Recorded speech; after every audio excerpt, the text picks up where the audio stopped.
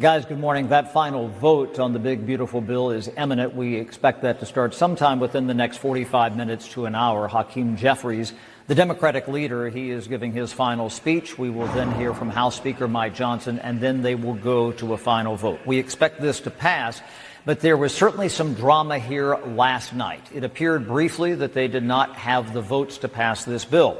The reason, there were 8 Republicans who had not voted and 5 on the board who had voted no. It's about the math. They can only lose 3 votes in the House of Representatives and still pass a bill. So they had to switch some of those members over. That happened. There was a meeting between Steve Scalise, the majority leader, House Speaker Mike Johnson, a phone call with President Trump at one point. They gave them some assurances, to put other bills on the floor, and also maybe some promises of executive orders from the president. Remember, the problem here that some of these House conservatives had was that this is not the same bill that they approved in the House back in May. This is essentially the Senate bill, and they are lining up with that. So there were 5 outstanding Republicans. They were able to convince 4 to come across the finish line. Brian Fitzpatrick, the Republican from Pennsylvania, he voted no on the procedural vote earlier. And we expect on the final vote, Thomas Masa, the Republican from Kentucky, he was yes on the procedural vote, even though he says he's going to vote no at the end, switched his vote to no, and then came back to yes. Had they not been able to get through that test vote, they would have been dead in the water. But House Speaker Mike Johnson, in fact, he prayed with some of the members at one point, and he exuded confidence throughout the day. You know, they usually go to the floor and call a vote when they're confident they have the votes. People here weren't sure that they had the votes, but just by forcing the issue, it compelled these members to get up on the board, either as not voting or either in the no camp, and then they understood the universe of who they had to work with and had to persuade them. They were waiting for Scott Perry, a Republican from Pennsylvania, who was not here, had not voted.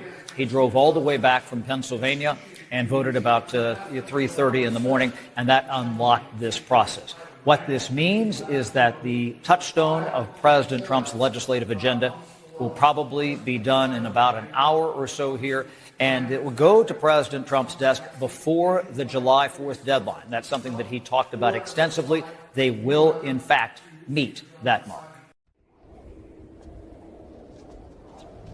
This has been a secret project we've been working on for a long time.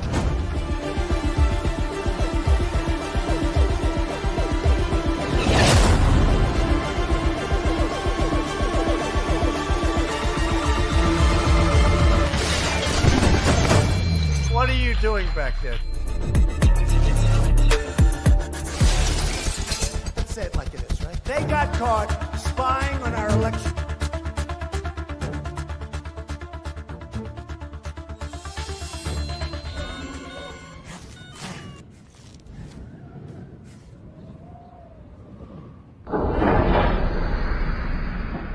Hey, wash the windows.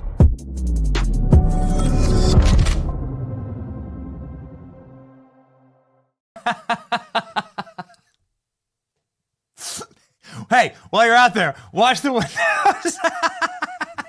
So good. Pure cinema. Cinema. Man. Let's kick this weekend off with a bang. Today is Thursday, July 3rd, 2025. Get ready for America's birthday! Tomorrow. Yeah.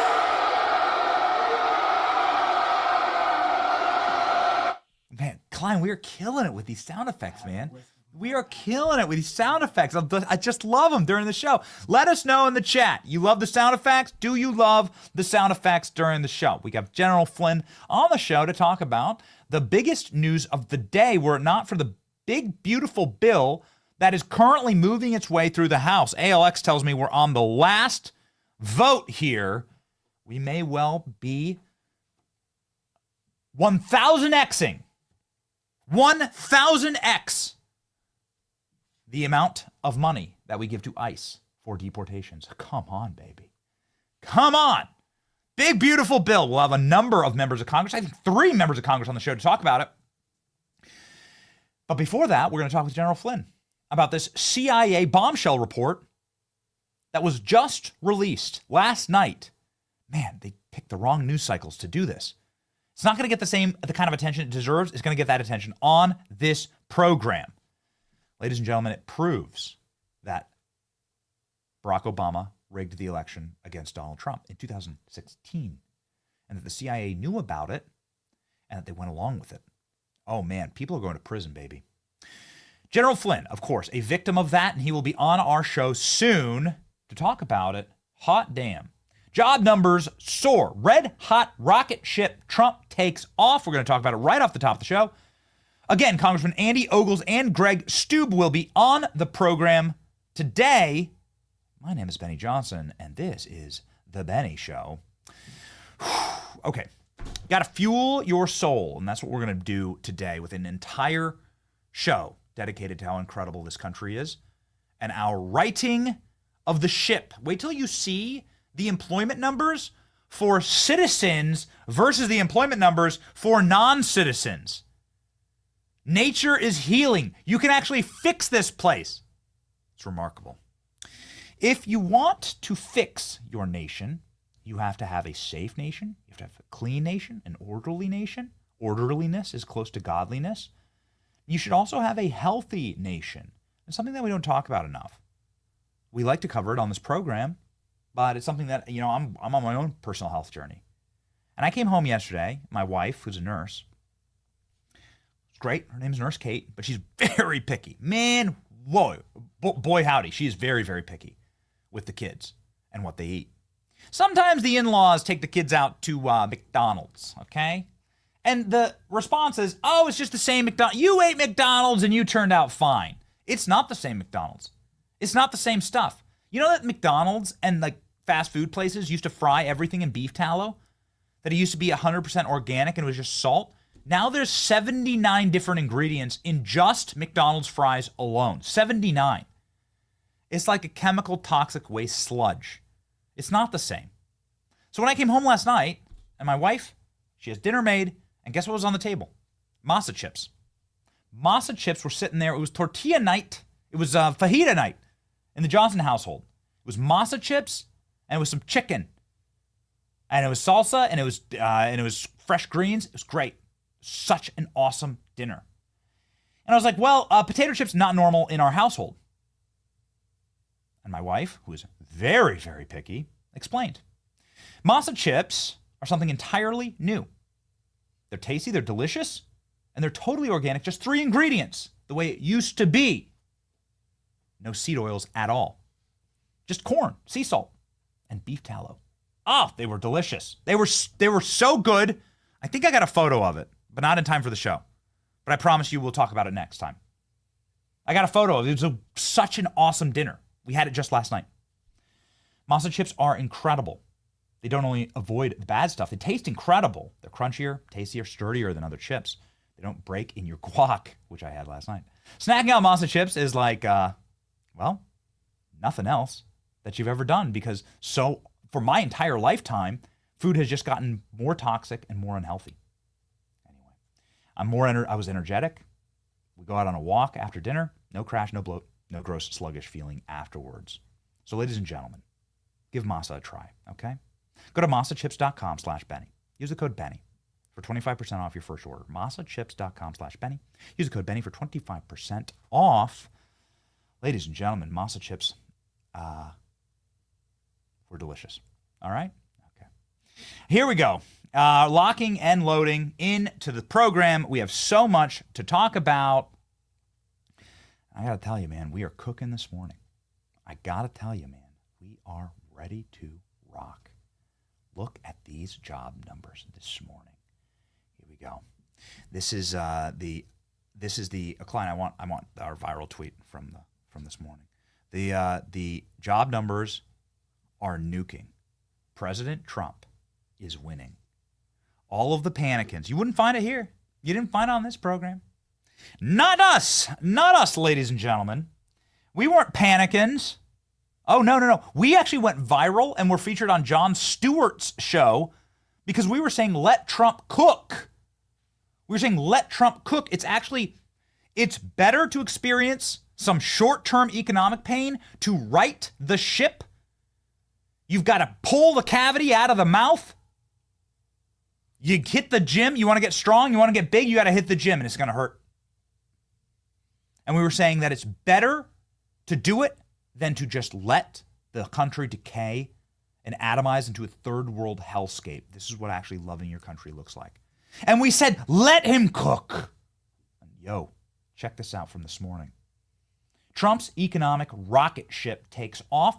June payrolls, 147,000 new jobs, smashing expectations by over 30%. June unemployment craters. Unemployment rate drops to 4.1%, teetering in the 3%. That's like economic nuclear energy. Experts said it would be 4.3%. Experts said unemployment would actually rise this month, and it crashed. This is after mass deportations, the highest deportation numbers we've seen in a generation in the month of June. And oh, by the way, that corresponds with American jobs. This is incredible. Stephen Miller posting today, nature is healing. Look at this. The largest U.S. jobs report, native-born workers gained 830,000 jobs, while foreign-born workers lost nearly 400,000 jobs. Holy smokes. Americans hiring Americans. I love it. You should love it. And I just a shameless plug here at this program, we hire Americans. We have a staff of 20 people when you include everyone who works tangentially with our organization as in a contractor capacity, right? In a big technical field, okay, creative space. We hire American creators, young, dynamic, energetic American creators who want to save their country. No outsourcing around here, ladies and gentlemen. We have patriots who work and people who have families, children, people who can now buy homes and cars, who can get the start with their lives, young people who can get a start and get a start saving their country, telling the truth at this program. We're so honored to have been affected also by this Trump bump at our company as we have been doing some new hiring. We're very excited about that. It's our great honor to have contributed in a very small way to this. Hiring Americans. Hiring Americans. Look at these numbers. Native-born workers, meaning American workers, up almost 1 million.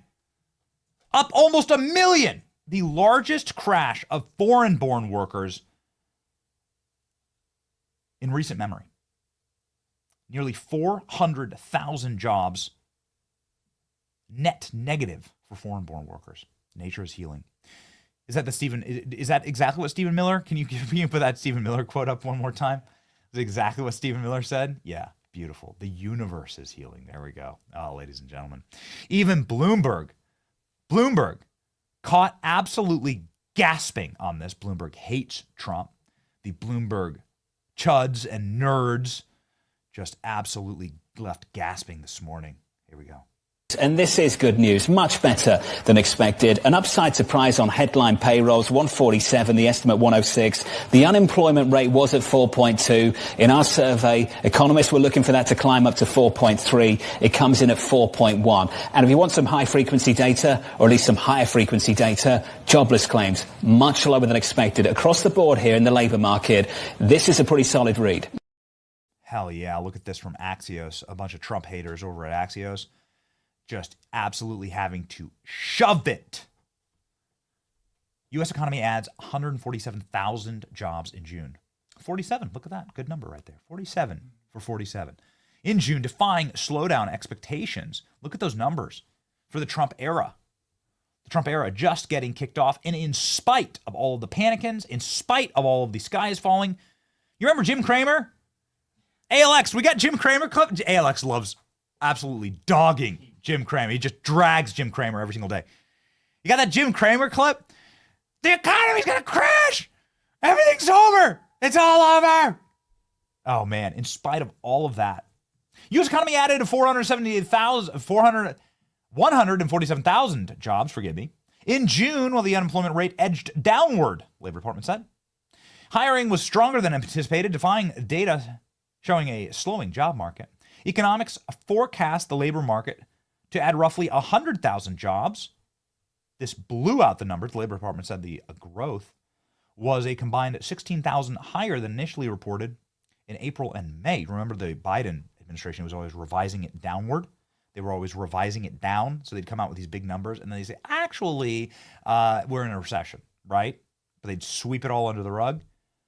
Report flies in the face of data released earlier this week that showed sluggish hiring rates as economic uncertainty made employers hesitant to hire and invest. The jobs growth was especially concentrated in state and local governments last month, saw unemployment rise by 73,000. The labor force continued to shrink with roughly 130,000 workers leaving, helping put downward pressure on unemployment rate.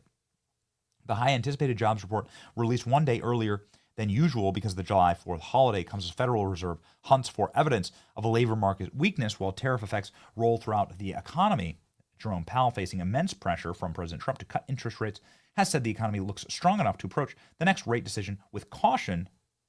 The report supports this posture, so expect Jerome Powell, to definitely not be lowering rates. Jerome Powell will most likely be then replaced by Donald Trump. I just want everyone to expect that. Even CNN with a heaping hot plate of eating crow this morning. Listen to him gasp. Here we go. You expected some of this, but this is better than expected? Yeah, Sarah, it is. Look, this jobs market is like the Energizer Bunny. Every single time we expect it to run out of steam, it just keeps going and going. So these new numbers show that the U.S. economy added 147,000 jobs in June. That was well ahead of the expectation of about 118,000, well ahead of some whispers that we heard on Wall Street of a sub 100,000 number. So this is indeed beating expectations. We were also expecting a slowdown. We did not get that. This is basically in line with May, which was revised higher. It's also good news. The unemployment rate was expected to go up. It didn't. It went down to 4.1%. That is a very healthy number. This is still relatively historically low. And again, it's below the 4.3% that we had expected. Absolutely monster stuff, ladies and gentlemen. Blowout. The golden era economic boom is officially here. Look at that post. Look at that. This is a great time to buy, says Donald Trump, at the absolute rock bottom. Did you listen to Trump? Did you sell? I didn't sell nothing. And I ain't here to give financial advice, right? That is not what this show is about. That is not what I do. I didn't sell nothing. In fact, I did exactly what I did during COVID, which is buy American. That's exactly what I did. I bought American. You know, I made out like a bandit, and I'm no genius at this stuff. But at the rock bottom of COVID, I said, "What do you mean? What is wrong with people? Like, I'm just going to buy a bunch of like great American companies that I believe in, and it did amazing. I'm no genius. I didn't go to economics school. I went to community college, as I say many times in this program. But like, why not invest in this country? Why not like bet on America? I believe in it, so why not live out those dreams? Why not live out that faith? And that's what we did." Man, it was amazing. Okay, ladies and gentlemen, we are rocking and rolling this morning. A lot of great energy. Trump's going to get his big, beautiful bill. Mike, real quick report on that. Mike Johnson this morning saying that Trump may get his big, beautiful bill not by the 4th of July, but a day early. So Mike Johnson predicting that the big, beautiful bill will be given to President Trump in moments, I guess. ALX, please keep me and Klein appraised. Please monitor the vote in the House and make sure that we have the most important and up-to-date information. Hakeem Jeffries is a yapping right now. He's yapping right now. Okay, yeah. That's what's new. Hakeem Jeffries is talking, and there are Democrats falling asleep behind him. That's what's going viral this morning. Democrats falling asleep. Okay, so they want you to sleep on this. They want you to sleep on this story. Obama's Trump-Russia collusion report was corrupt from the start. CIA review. Ooh, man, okay. We're going to go there, ladies and gentlemen. We're going to go there. Let's go directly to the source, shall we? CIA Director John Ratcliffe sharing here that Brennan, Clapper, and Comey manipulated intelligence and silenced career professionals, all to get Trump. Thank you to career CIA officers who contributed to this review and exposed the facts. All the world can see it now. Let's read. This from the CIA itself. We've never once shared a CIA link. Never in the history of the show is we get like, hey, go to CIA.com and like read this. It's great. It's great. Here it is for the first time ever. CIA Director John Ratcliffe declassifies internal tradecraft review of 2016 election to the intelligence community to promote analytic objectivity and transparency. Hot damn. What's in this release? This immediate release from late in the evening yesterday. CIA Director John Ratcliffe has declassified earlier this year. John Ratcliffe tasked the agency career professionals with decades of experience. I'm reading to you from CIA.com. Decades of experience to conduct a lessons learned review from the procedures and analytic tradecraft employed by the intelligence community assessment conducted shortly after the 2016 election. Today, Director Ratcliffe declassified those results to review. The tradecraft review identifies multiple procedural anomalies in the preparation of the 2016 ICA. ICA, again, stands for Intelligence Community Assessment. I hate these acronyms. DC just loves acronyms. I freaking hate it. Such as compressed timeline, uneven access to compartmented information, marginalization of National Intelligence Council, and excessive involvement of agency heads. The review notes that adhering to established analytic process and rigorous tradecraft is essential to ensuring credibility, objectivity, and accuracy of the CIA analysts. Director Ratcliffe's quote, here we go. Agency heads at the time created a politically charged environment that triggered an atypical analytic process around the issue essential to our democracy, says Director Ratcliffe. Under my watch, I am committed to ensuring that the analysts have the ability to deliver unvarnished assessments free from political influence. Hot damn. And then let's click on that link there at the bottom, please, Killer Klein, so we can see the full report. The full report is 7 pages long, including addendums and annexes. And so I think we should just read the top line here, but let's read it directly from the report. And then, of course, we've showed you the link where you can see it for yourself and go read it for yourself, please. What this does is it goes through where this report comes from. There are very minimal black lines, as you can see if you scroll through it. There are very minimal redactions here. But what this document effectively lays out, the architecture lays out, is that Brennan, Clapper, and Comey just bulldozed over everybody in order to push the lie that they knew was a lie, the Hillary Clinton manufactured Russiagate PP dossier. Now, if you need like a very quick crash course on that, it's really simple. Hillary Clinton paid spies, Russian spies. This is a matter of absolute empirical fact. Read the Durham report and then read this report, please. But let me summarize it for you. Hillary Clinton paid a fortune to Russian spies. How do I know that? Well, because Christopher Steele used Russian spies to get his intelligence about Donald Trump. Christopher Steele paid Russian intelligence assets, dirty Russian spies, to deliver disinformation about Donald Trump. There were Russians who rigged the election, and they rigged it through direct channels in our intelligence community. Russians rigged the election in 2016. Here, clip it, put it up. It's true because Hillary Clinton paid for it. Hillary Clinton hid those payments.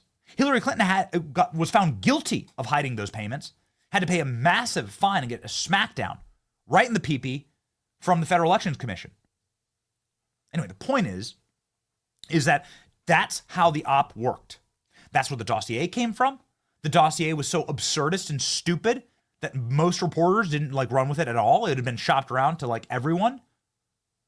And finally it got written up. I think it was Yahoo News. They finally like said, "Oh, there's an intelligence dossier about Trump and PP, and everything like that." Yeah, I was just with Trump. We've been with Trump a lot of backstage, a lot of things. Okay, on stage, a lot of things. All right, we've spoken with Trump. Let me tell you something. That guy is fastidious. The reason why he looks so young and the reason why he has so much energy is that he's fastidious with his health and sanitation. Okay, the entire document that Hillary Clinton put together was absurdist in the extreme, was insane Russian disinformation paid for, and then laundered through our intelligence community. So it was like cleansed by our intelligence community. It was being held up.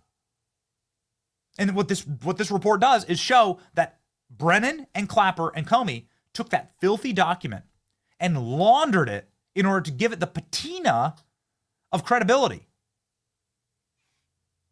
And then, of course, the wrap-up smear happened, right? Hey, Alex, can you grab me that wrap-up smear? It's the last clip I'll ask for. Can you grab me that wrap-up smear? You know, in this moment of absolute drunkenness, Nancy Pelosi explained what they were doing to Trump. A moment of absolute, like, binging, rattling vodka cart. Like, Nancy Pelosi went out and straight up explained what they were about to do to Trump. This is wild. Listen to Pelosi explain the process of the wrap-up smear. She wasn't allowed to say this. This is the tactic they took against Trump. And you can see where the CIA locks nicely in and why Brennan, Clapper, and Comey all need to go to prison. Listen to this. Down hospitals and the rest of it. So they don't want them to see that contrast, so they focus on something else. And it's a diversionary tactic. It's a self-fulfilling prophecy. You demonize, and then we call it the wrap-up smear. If you want to talk politics, you call it the wrap-up smear. You smear somebody with falsehoods and all the rest. Okay, so here we go. Let's go. Step one. Smear somebody with falsehoods.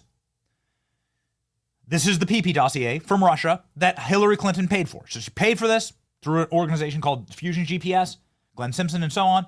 But Hillary Clinton pays for Russian spies to write a smear against Donald Trump. Okay, here we go. And then you merchandise it. And then you write it, and they'll say, see, it's reported in the press.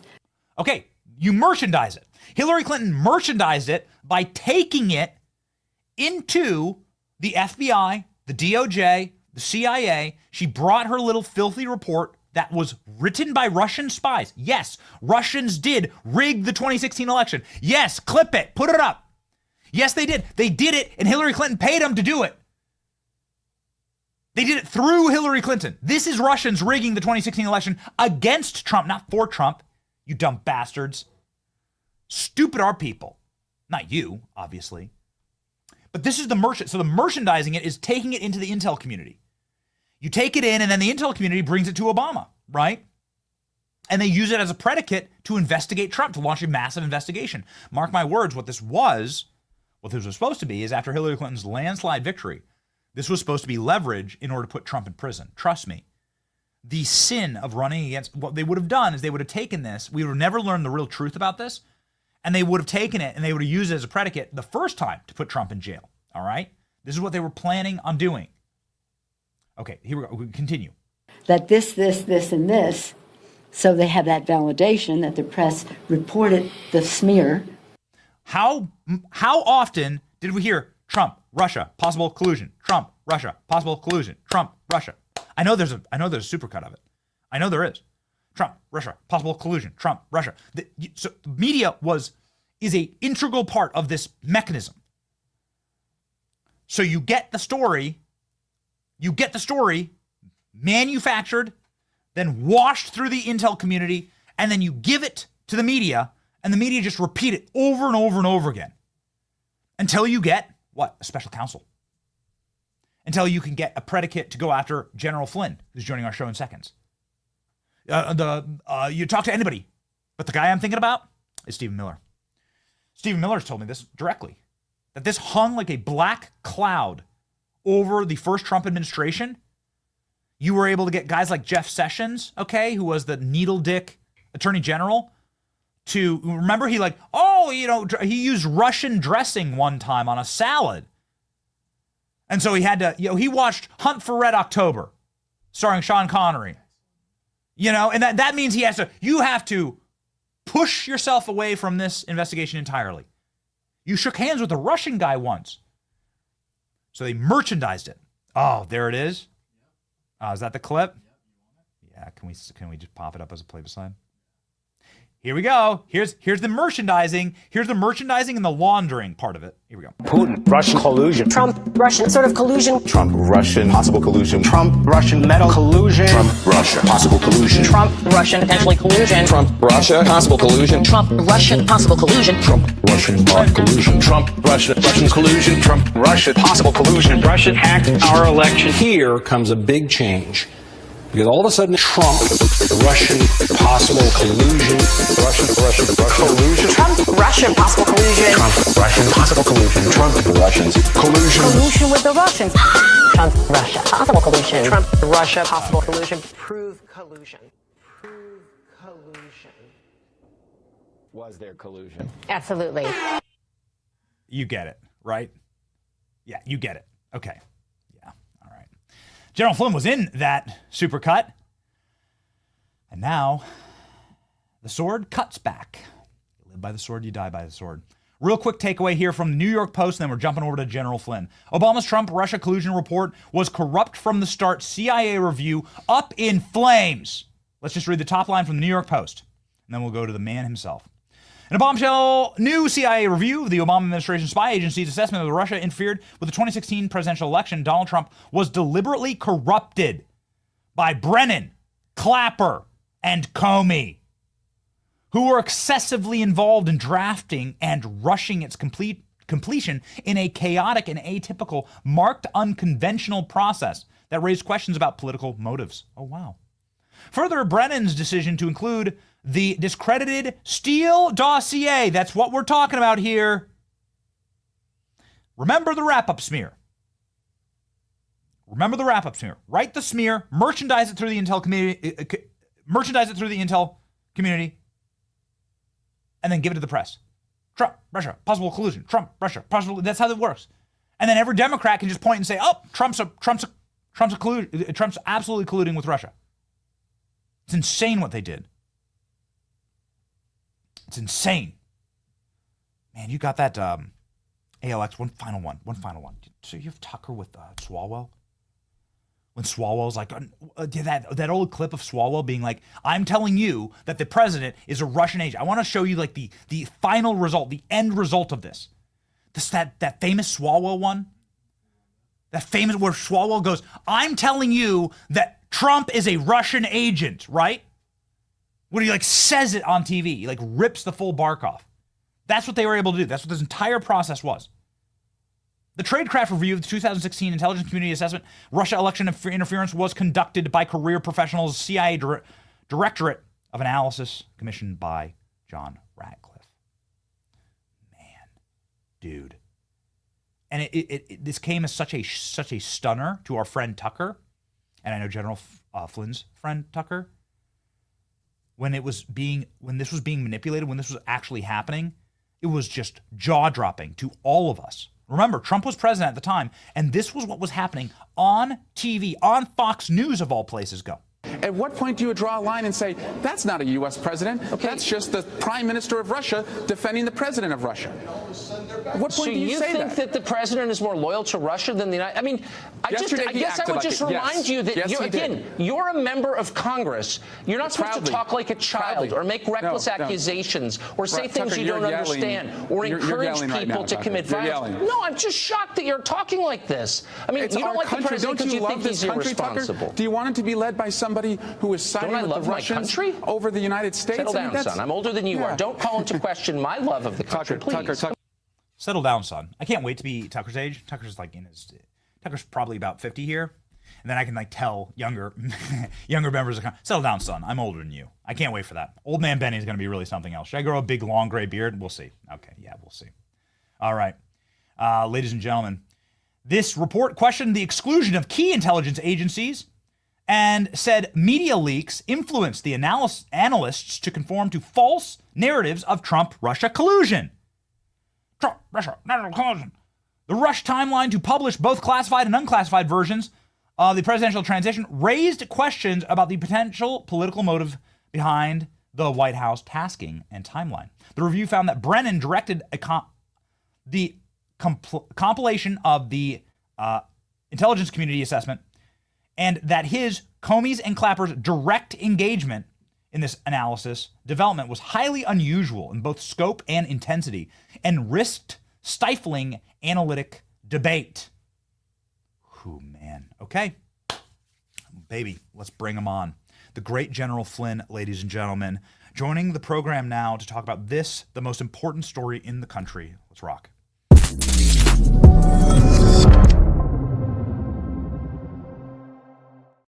General, we just couldn't believe it. We just couldn't believe it when we read the report. What a day of absolute and total vindication for you. The floor is yours, sir. Wow. Yeah, I mean, Benny, you know, one of the big questions that a lot of your audience has and a lot of Americans have is, so, you know, what's next? What's next? One of the questions that has come up, and I watched your great reporting from, you know, from Alligator Alley the other day there, Alcatraz Alley, right? Whatever you want to call it. The question that is going to continue to come up, and I've seen it, and I watch a lot of these interviews that Trump is on when he's out and about, people are asking about accountability, okay? So we're going to get through the big, beautiful bill, and that's going to, you know, once Hakeem Jeffries shuts up, you know, there'll be a vote, and we'll move the country forward with, you know, securing our borders, getting the military up to speed where it needs to be, biggest tax cut in U.S. history. That's number one, and that's sort of one of the big issues. The economy was one of the things that Trump ran on, lowering gas prices. But the next bullet, and it is equal to this, is accountability. And this, and actually, Senator Grassley released some information the other day about Chinese, basically foreign interference, specifically Chinese interference in our elections. That was about in the last couple of weeks here. That's another document that Grassley, who's been on this like a pit bull, which I appreciate him. That's another piece that, okay, if we know for a fact that there was foreign interference in our 2020 election, was Joe Biden legitimately elected? Let's put that aside and talk about this bombshell that was released by a forcing function called FISA, which is really, you know, at this stage, there's so many people that I know, because I'm one of them, that are forcing the intelligence system and forcing the Department of Justice to release information. I mean, for those that follow my case very closely, I just filed another amendment to my DOJ lawsuit Monday night. And this Monday night, people can go look that up. And because it's an accumulative effect of everything that has happened to our country, you know, and you know, for me personally, being at the sort of the number one target for the Obama regime, because I keep telling people that will listen that had I been able to stay in the White House, that there would have never been a Mueller investigation. Because, and in my book, in the book Pardon of Innocence, in that book, I describe a meeting up in Trump Tower.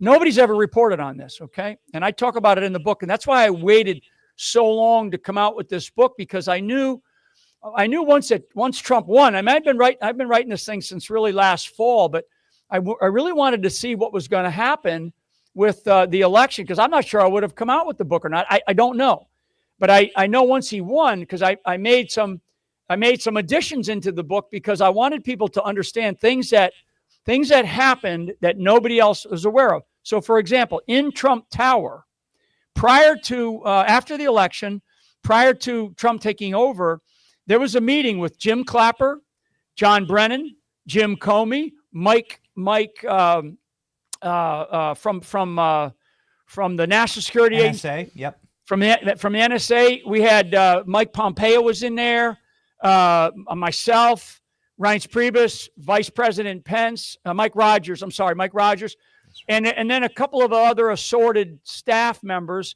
in a meeting in Trump Tower, where they briefed us on this bullshit. Okay, they briefed us on this, you know, on this ICA. They briefed us on it. And in that meeting, I asked a very specific question. In fact, they had Mike Rogers was the lead briefer, and the room was set up where Clapper sat right next to Rogers. And I mean, I can picture this, and I describe it in detail in the book, because it's a very important meeting. It's the one where Comey, after the end of the meeting, we were all dismissed, and Jim Comey stayed in the meeting by himself with Trump and told him about the salacious, you know, hookers on the bed peeing on them kind of thing, which was again, total bullshit. So that meeting has never been talked about anywhere, and I talk about it in this book. And reason why I talk about it, because during that meeting, I asked a very specific question to Mike Rogers while the president was being briefed, while Rogers is briefing the president on everything that you just talked about in the last segment here. And I asked the question because I know this in detail. I said, what was your confidence level of that information in that? And Mike said, which is one of the big agencies, he's leading one of the big intelligence community agencies, a national security agency. Mike said, our confidence level was it was low. And I'm like, so what is, and then I went on to explain to Trump what that meant, right? And the others, of course, I could see Clapper, I could see Brennan, and they started doing, and they're going, well, Mr. President, the majority of the intelligence community's assessment is that blah, blah, blah, that this actually was occurring, that it was high, right? Which was, again, it was pressure by three people, Comey, Brennan, and Clapper, on the entirety of the analytic team that was putting that thing together. And the analytic team, which comes out in this report that Miranda talked about, the analytic team said, hey, we don't believe this. We're not buying into this.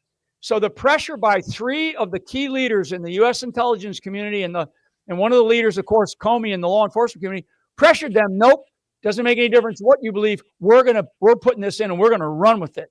That's where the left, then you get the Nancy Pelosi's of the world that go, okay, perfect. Hillary Clinton, the media, the cabal that they have, in their pockets. I mean, I talk about David Ignatius in this book, Washington Post, David Ignatius. He was part of what we call the kill shot, right? Clapper, after a couple of meetings, one meeting in the Oval Office with Obama, another meeting between me and Susan Rice, which is all January of 2017 timeframe. So now we have the players, I'm being one of the key ones. We've got the setup, the Oval Office on the 5th of January, the 6th of January, which is the meeting, which is the day that meeting occurred in Trump Tower. So 5 January, Barack Obama has all those guys inside of the White House in the Oval Office conspiring to get Flynn, then to get Trump. Okay, that was the essence of that meeting. Unbelievable. We have that in evidence. My case was dismissed because we were able to basically wrestle that kind of evidence out of the Department of Justice while I was going through the whole persecution. That's on the 5th of January, 2017. 6th January is the day that they had this famous meeting up in Trump Tower. Nobody reports on it. The 10th of January, I am then in a formal meeting with Susan Rice, where we do kind of a formal handoff. That next day is when the Washington Post took the kill shot based on a direction from Jim Clapper. So the smear campaign started, right? Russia, Russia, Russia. I lay this out in detail. And it's one of these things where what we have to do as Americans, now this is to your audience, okay, and to the audience that matters across this country, because you have a large audience and a great audience and a smart audience because you make them smart and you tell them basically what is going on. But for the rest of this country, we are in a place now where we are in the middle of a war, Benny. This is not Democrats and Republicans, and I keep saying that every time I get an opportunity to speak to anybody.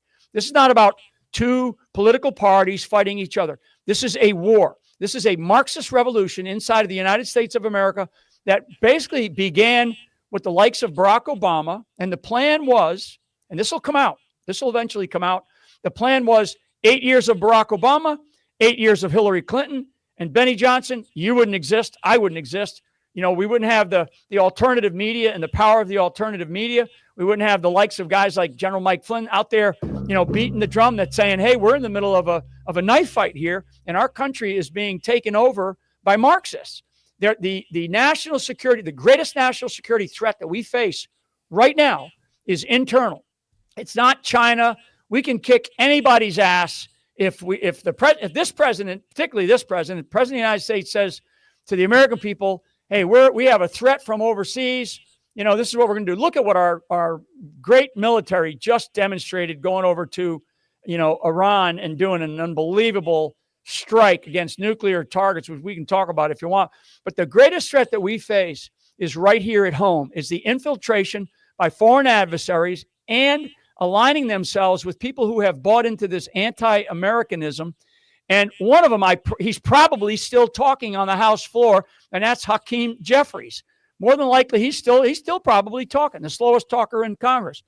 I mean, so I could go on and on. I know. I'll stop, Benny.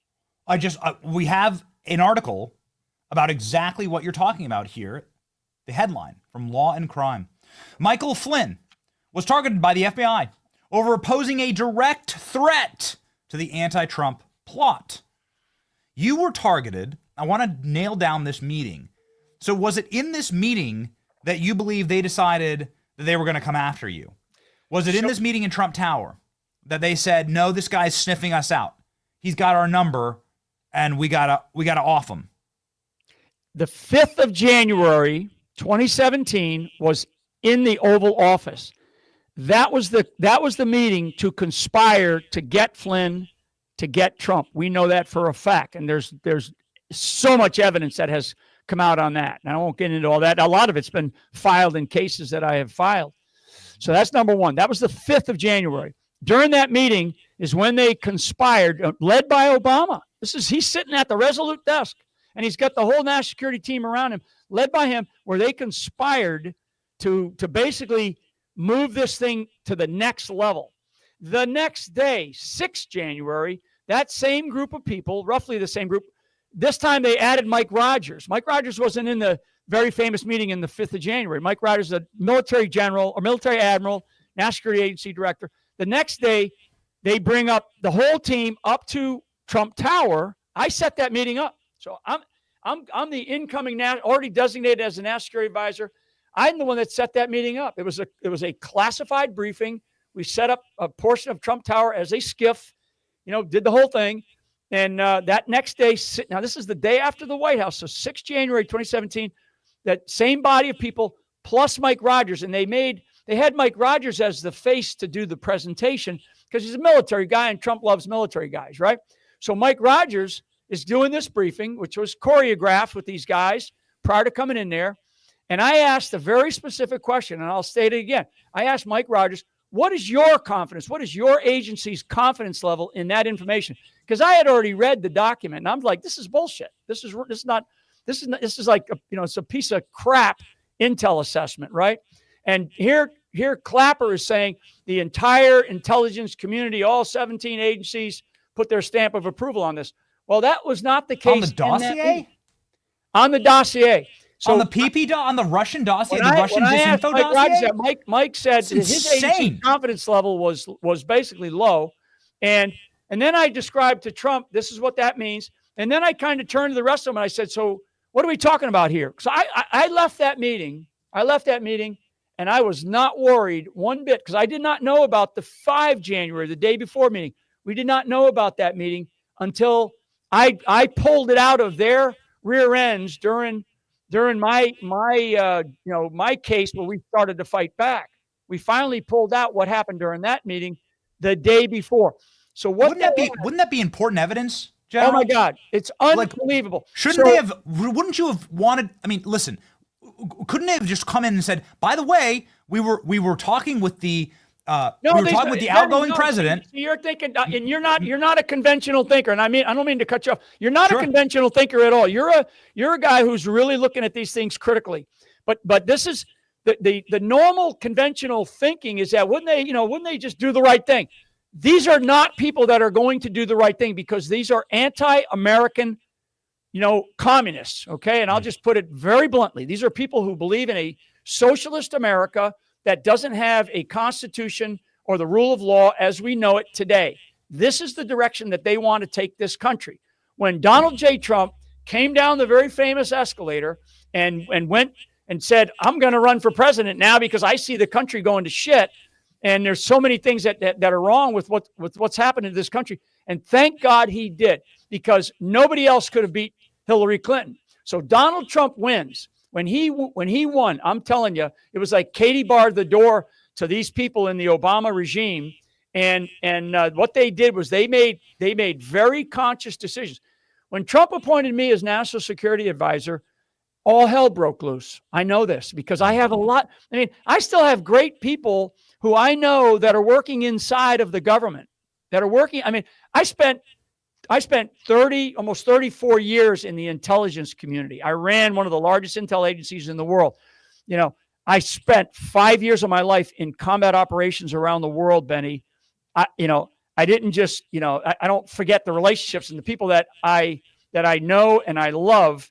They are still working hard inside, but they're not the ones that get to the top, because you only get to the top if you're a communist, okay? Especially under Obama. So this is what I want people to understand, the big picture here. Big picture is, you don't have to go buy Mike Flynn's book. You don't have to listen to what Mike Flynn says, but people need to understand. They need to understand that we are in the middle of a revolution in this country, and there's clear evidence that foreign adversaries interfered in the 2020 election, and probably others, but clear evidence that China, Iran, Russia, Venezuela, Cuba, elements of those countries and people inside of our country interfered in the 2020 election, period. The evidence is so strong. And I think Tulsi Gabbard is going to be all over that. I am hopeful that Pam Bondi is all over this, but this has to happen. Now this revelation that just came out yesterday, I'm actually going to be up with Miranda here in about another week or so, because there's a lot more that we have to bring out here because of what is happening to our country. Trump is going to do all that he can, and he's done an amazing amount when you think about just 6 months, right, of what he's done in 6 months. So, but it's historic where Trump is at. The mandate that he won by was, square away, get our economy back going again with all those things that I mentioned earlier. But it's accountability.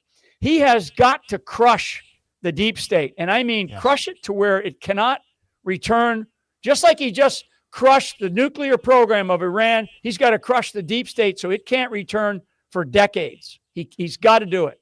So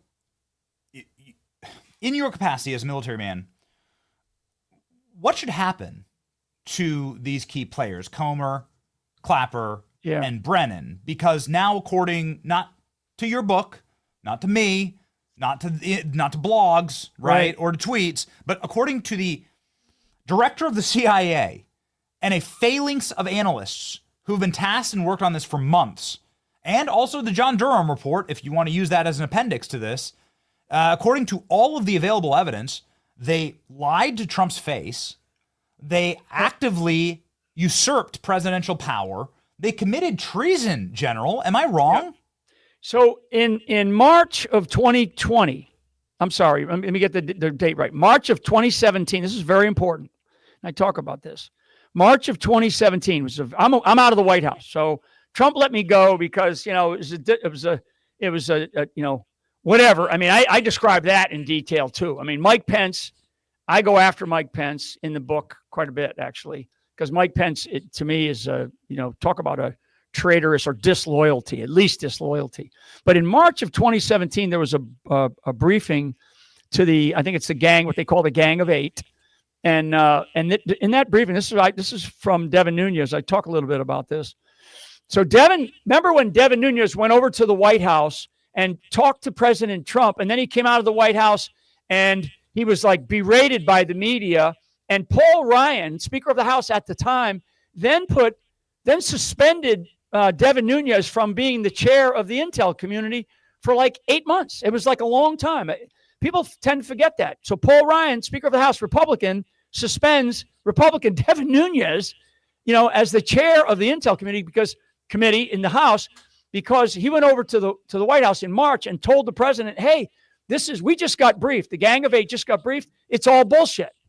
It's all bullshit. This is even before Mueller was even appointed. This is before Mueller's appointed. So what they began to do is and this is when they went after Devin Nunes. So the Nancy Pelosi smear campaign, the tactics of this, the entire intel community's leadership. Now Trump is in, but Trump doesn't really know yet. He doesn't know the way of the world of Washington, D.C. at that time. Now he does. So that's another piece of evidence that we all now know, but we knew then too. And so Paul Ryan, you're saying Paul Ryan and Mike Pence at least were in on this? Oh yeah, there's no doubt about it. Paul Ryan and Mike Pence wanted Trump out during the very famous prior to the election in 2016, the pussy tapes. Okay, I'll say it like that. Sorry, but that infamous tapes came out. I know at that time that there was discussions between Reince Priebus and Mike Pence about, well, if Trump steps down, then we're going to have a plan. And we're gonna, because they were hopeful, because that tape didn't come out through Democrat operatives. Okay, so there was a plan for, hopefully Trump's going to step down and go, screw this, you guys can have it. Those guys were ready to step right in. Okay, this is 2016. So all the people out there that think, all these guys are great because they're Republicans, sorry, they're not. This is where the uniparty steps in. And the uniparty is one of these big problems that we face in this country because they don't want to accept that we are in the midst of a revolution, and a Marxist takeover. And Barack Obama, there's no reason in the world why Barack Obama should have ever won the first time around, but he did because there was a push by a lot of people because they knew this was the opportunity that they had to start this turnover of our country. Okay. 8 years of Barack, 8 years of Hillary, we'd be done. So now, here's where we are at today on your show, here in America with this, bill that's about to happen. And Trump has got a lot of authority, right? A lot of leadership authority that he's been given by the judgment of the American people, by the majority of the American people, the way our country is supposed to be run. And in that judgment, he's going to have to make a decision. And this is kind of where I keep saying enough is enough. He's going to have to make a decision about how and who to hold accountable. Yes. And he's going to have to turn. I want people to remember that the chief law enforcement officer in the country is not the attorney general. It's not the attorney general. The chief law enforcement in the country is the president of the United States. We always say, he's the president and he's the commander in chief. He's also the chief law enforcement officer in the country. He's the only one with pardon authority at that level, right? And he can declare things based on national security and national emergency issues alone. So he can decide which direction the country goes, and he does it because the majority of the judgment of the American people were imbued into his ability to be able to do that. That's where we are. So Trump is going to have to sit there with his team, Tulsi Gabbard, Pete Hegseth, Marco Rubio, Pam Bondi, Kash Patel, sort of his national security team, and probably pull in a few others and sit there and go, okay, what do we do here, folks? Because we can't have reports like this come out and nothing happen, right? John Brennan, I'll tell you what. So one thing, and I called for it yesterday. Pam Bondi should immediately, and she should tell the American people, she should immediately put John Brennan, Jim Clapper, and Jim Comey under investigation as a minimum. Put them under and tell the American people the Department of Justice has made the decision, and we have coordinated with the White House. Okay, the President of the United States is aware, and he has given us the authority to go ahead and do this, to put these gentlemen under investigation, and to tell them, just like I was told or Trump was told, save all your text messages, save all of your emails, save all of your phone conversations, because we're going to go pull it all up. And guess what we're also going to do? We're going to do some things in the classified side. We're going to use the national security apparatus that we do have in the Department of Justice, and we are going, because they just appointed a new national security division czar in the Department of Justice. We're going to pull all the classified texts. Okay, we're going to pull it all. We're going to look into every bit of it, because believe me, they did a lot of stuff on what's called, the classified work environment, CWE or JWICS, right? Joint Worldwide Intelligence Command and Control System. I mean, these are highly classified systems where a lot of the communications was had. All right, and also any communications you had with the president, and because Steve Bannon, right? Steve Bannon and Pete Navarro went to jail. They went to prison because of the protection of executive privilege. They went to jail over it. All right, so you don't want to say what Barack Obama directed you to do? Then we're going to hold you in contempt, and you're going to go to prison. Believe me, and I've said this in the past, and I don't know whether I said it on your show. The very first guy that, if I was the Attorney General, I would immediately go bring in Jim Clapper. I'd go get Jim Clapper, and I'd bring him in. And guess what? For national security purposes, you don't even need to bring a lawyer. Don't have to have a lawyer. Ask a lot of the J6ers, okay? And you bring them in, and I can guarantee on the way from his house to wherever you're going to question him, and make it a long ride, right? Make it a long ride. I guarantee Jim Clapper will start spilling his guts, because Jim Clapper knows that he's screwed. And he can't play I got partial dementia like Uncle Joe did because I'm old. No. I'm sorry, buddy. Do it to Jim Comey. Do it to John Brennan. Do it to some of the others that are around this whole thing, Benny. This is so bad. This is so bad. So now we're going to get this bill. The government's going to move forward. Trump is going to, he's going to drive this summer, drive the gas prices down this summer. He's going to do all these, he's going to continue to do great things. But I'm telling you, because now you're talking to the guy that could have just, fallen over. Okay. And I did not. And what I did was at a certain point in time, and I did this with my family, and we said, enough is enough.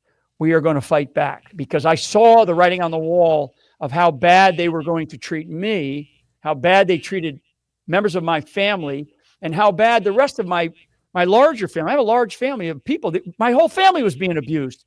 My mother-in-law, she got people the media coming to their house, knocking on their doors. It's such bullshit, right? I spent almost 34 years in the military, 5 of those years in direct combat operations, never got a parking ticket, right? They couldn't find an unpaid parking ticket from Mike Flynn.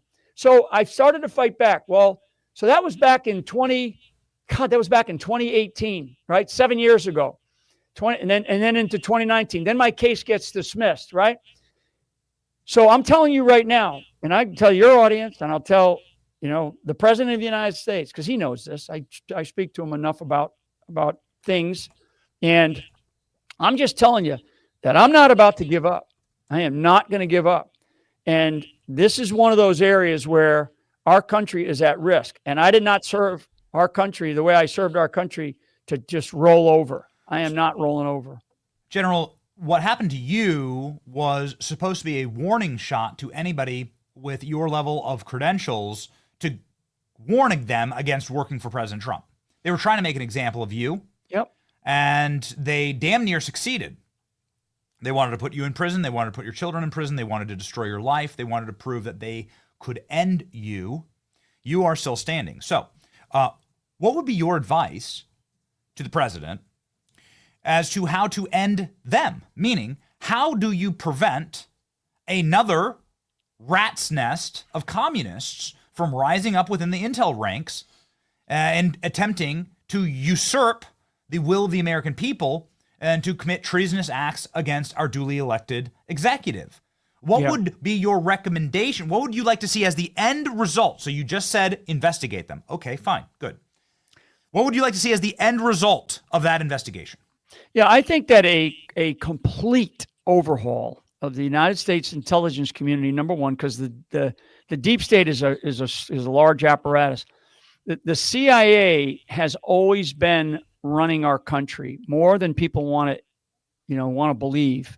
A lot of people have spoken about it, but a complete, and I mean a complete overhaul of the United States intelligence community, and that has to happen in a very quick time frame. So, you have a group of people, and some of them are there now, but they're not the right people right now. And I'm not talking about, I'm a big fan of Tulsi. Tulsi's doing some great things, but I'm talking about a group of wise men and women that do look at this thing and don't go a year from now and issue a report. No, I'm talking about a complete overhaul.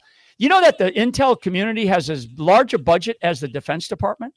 Well, most people don't know that. U.S. intelligence community has a budget that's the size of the Defense Department's budget. So, a complete overhaul that has to happen with strong recommendations in like 90 days, and then you begin the process. Then you begin the process of cutting and sending people home and shutting doors down, shutting buildings down, shutting agencies down, shutting activities down.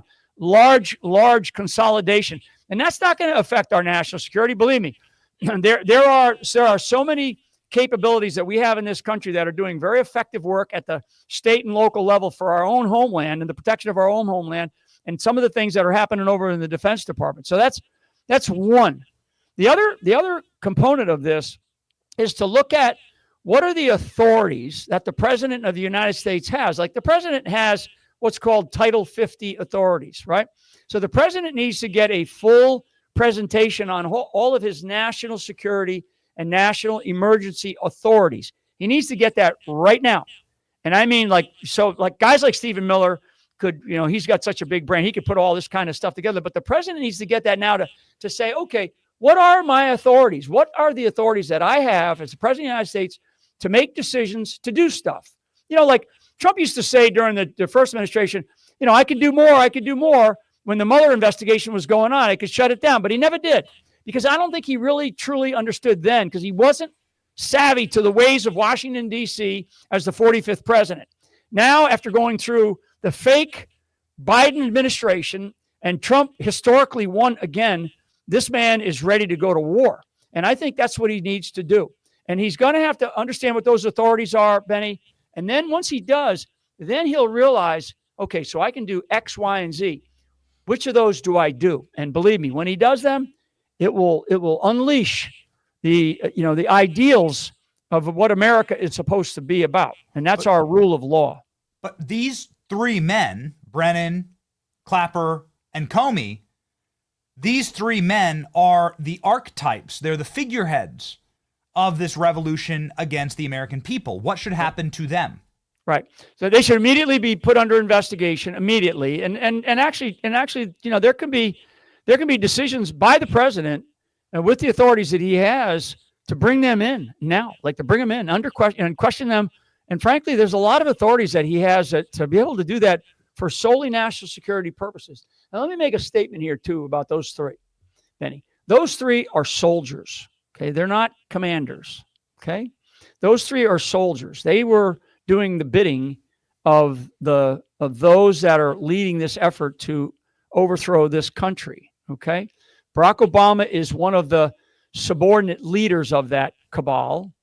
But there's others, right? When we've talked about the globalist crowd out there and these people that believe in the idea that we need to go, we need to leave the idea of sovereignty and a sovereign nation, and we need to join the globalist world, right? There's there's people out in Silicon Valley.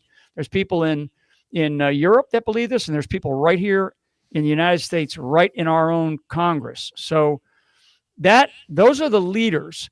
These three that we mentioned, those are soldiers. That's why I say you bring those soldiers in, you begin to question them. Believe me, they're not going to want to go to prison. And if they go to prison, which they should anyway, they're going to tell, their stories will be revealing, because like I said about Jim Clapper, I wasn't kidding. I'm not kidding about Jim Clapper. I think Jim Clapper doesn't want to go to prison. And he's almost, whatever, he might be 80 years old right now, 81 years old. He doesn't want to go to prison for the rest of his life. And he will.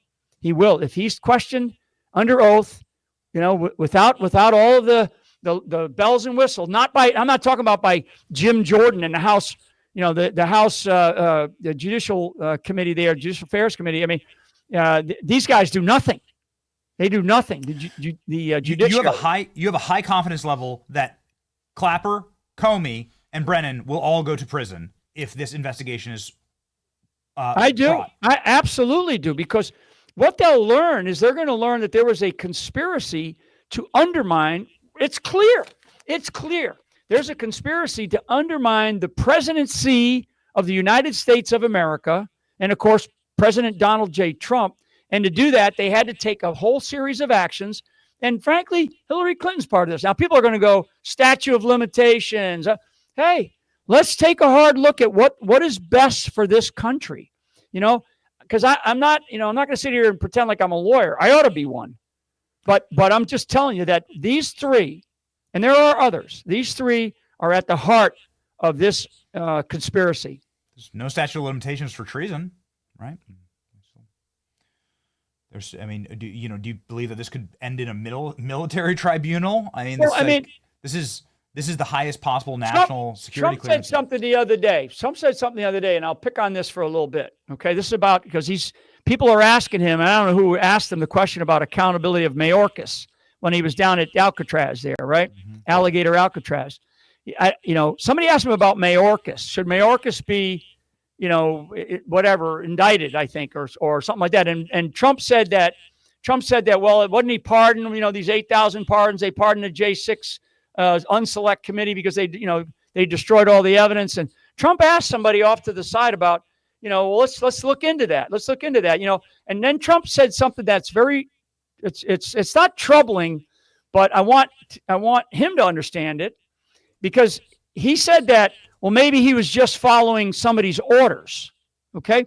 Well, because you mentioned Nuremberg. Well, the generals of the German army that were just following orders hung or were put in prison. Okay. So if you're just following orders, that does not relieve you of the fact that you committed egregious crimes against somebody, right? And in this case, in Mayorkas' case, he intentionally kept our borders open. But if he was just following orders, that doesn't let him off the hook. Get him in, investigate him, ask him questions. Say, who gave you the orders? And if it's Uncle Joe or Barack Obama or some other cabal of people, you can't get off, Benny, because you were following orders. If you committed crimes, doesn't give you the benefit. That's what happened during World War II. After World War II, the Nuremberg trials. So maybe that's what we do have. Maybe, I know a lot of people online go, Nuremberg trials. Well, maybe there is something like that, right? Maybe there is I hate to throw it to Congress, because Congress will do nothing. This is where I think Donald Trump, and I'll shut up after this. The President of the United States is the only person that takes this oath of office. And one of the words that is different than all others who take the oath of office is the word preserve. President of the United States, when he takes the oath of office, puts his hand on the Bible, he uses the word preserve. And what that means is that the President of the United States has the sole responsibility given to him by the people of the United States of America, because of the constitutional system of government that we have, to preserve the Constitution of the United States of America. And then he says, protect and defend. He's the only one that says preserve. If we are going to preserve the beauty, the magic of our Constitution of the United States of America, the person to do it, who I believe was ordained by God Almighty because he survived a shot to his head, an assassin's bullet to his head. And I believe this. I'm speaking for myself. I don't wear my religiosity on my sleeve, but I believe that this is the man that was ordained to do this. If he doesn't do it, I don't know who else will do it in the times to come. He's got the mandate. He's got the authority. He's got the leadership. He has the strength, the conviction. And I do believe that he's got the mental discipline to basically do what needs to be done and push the noise aside, because we are in a period now where we cannot lose momentum. Trump can't lose momentum. And one of the ways that he gains momentum, once this bill gets signed, which it will, and he'll put his stamp of approval on it. Once that happens, now it's going after all of these crimes that were committed against our country. We can talk about against Mike Flynn, against Donald Trump, against, name the name, right? Roger Stone, all of those that were hurt by these. I got that. But this is now about preserving the Constitution of the United States of America against all enemies, foreign and domestic. That's his responsibility. That's his duty. And that's what I would recommend to Donald J. Trump.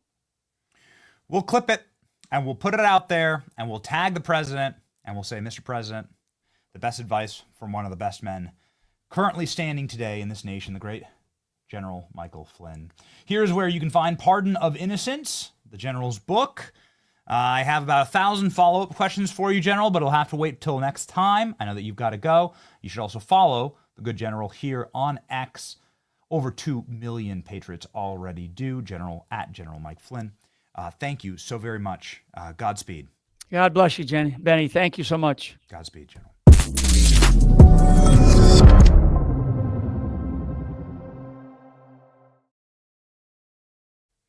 Before we move off this topic, because we have a spectacular member of Congress, Andy Ogles, who's on the program and who was cut short last time by a Donald Trump statement, Donald Trump press conference. Before we get to all of that and what's happening inside of Congress right now, just a very, very quick and this was pulled up by our producers during this last segment, Mike Flynn saying that these guys are going to spill their guts. That if you just opened the investigation, this is going to become a major push for this program. If you just open the investigation into these deep state communists, that they would break. Here's John Brennan shaking at the thought of Kash Patel digging through what he was doing at a classified level. This was happening when the administration was getting their teeth into the government, and John Brennan went on TV to shake with fear about what was to come. A proof that the general was right. Here we go. And what I'm concerned is right now, with all of these individuals that Musk and Doge have sent into our government institutions and having access to those systems and networks and databases, this is something that is ripe for exploitation by the Russians and the Chinese in terms of intelligence. These are individuals who haven't been vetted, they don't have the security clearances or background, and so they're now accessing all this information that involves U.S. citizens, sensitive U.S. databases and other things. And if the Bureau is going through these dislocations, its mission is being disrupted. And like Frank, I am very concerned about the politicization of the leadership of the Bureau. Kash Patel, I'm on Kash Patel's enemy list in his book.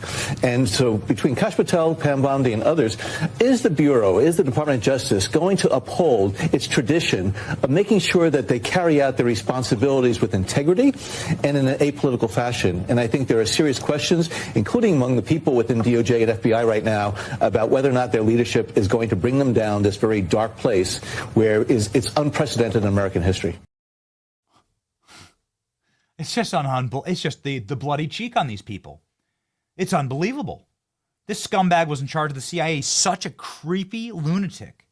Such a creepy, feminist-coded. I mean, you listen to the way that he talks, right? Femme-coded. Very weird, very like lispy, very limp-wristed, passive-aggressive, feline nature, these people. You can see it. They're oozing. It's oozing from them. What they did to Trump now, confirmed by the CIA, better cook. You can tell he's scared about what they're going to find on his phone. Ladies and gentlemen, I'm not worried about what you'll find on my phone because my phone's a Patriot Mobile phone. Patriot Mobile phones carry on our team in our back pockets everywhere that we go, including to Alligator Alcatraz this week, where we went thermonuclear viral by being able to post from the middle of nowhere because we had service. We had our phones. We had service. Probably the best test, probably the most extreme environment that we've been posting from, actually. And we were able to get content up and lock it in. And it was great. We were doing it in the moment, and we went, we did 100 million views at least, from that location because of our Patriot Mobile phone.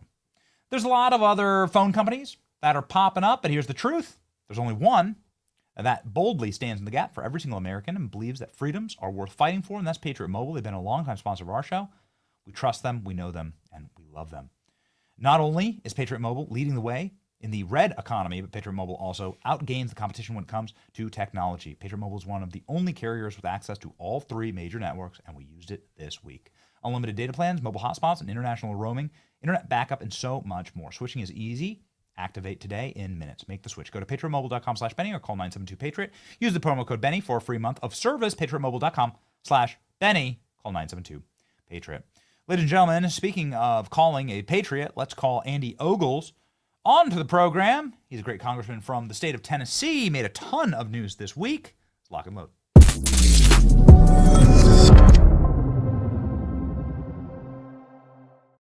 We want to apologize just off the top, Congressman, because you joined the show after General Flynn and then Rudy Giuliani, and those men have stories, and they're heroes and legends, and we like to hear those stories. So anyway, the point is that even with a short clip from last week, you went viral. Boys, can you grab that?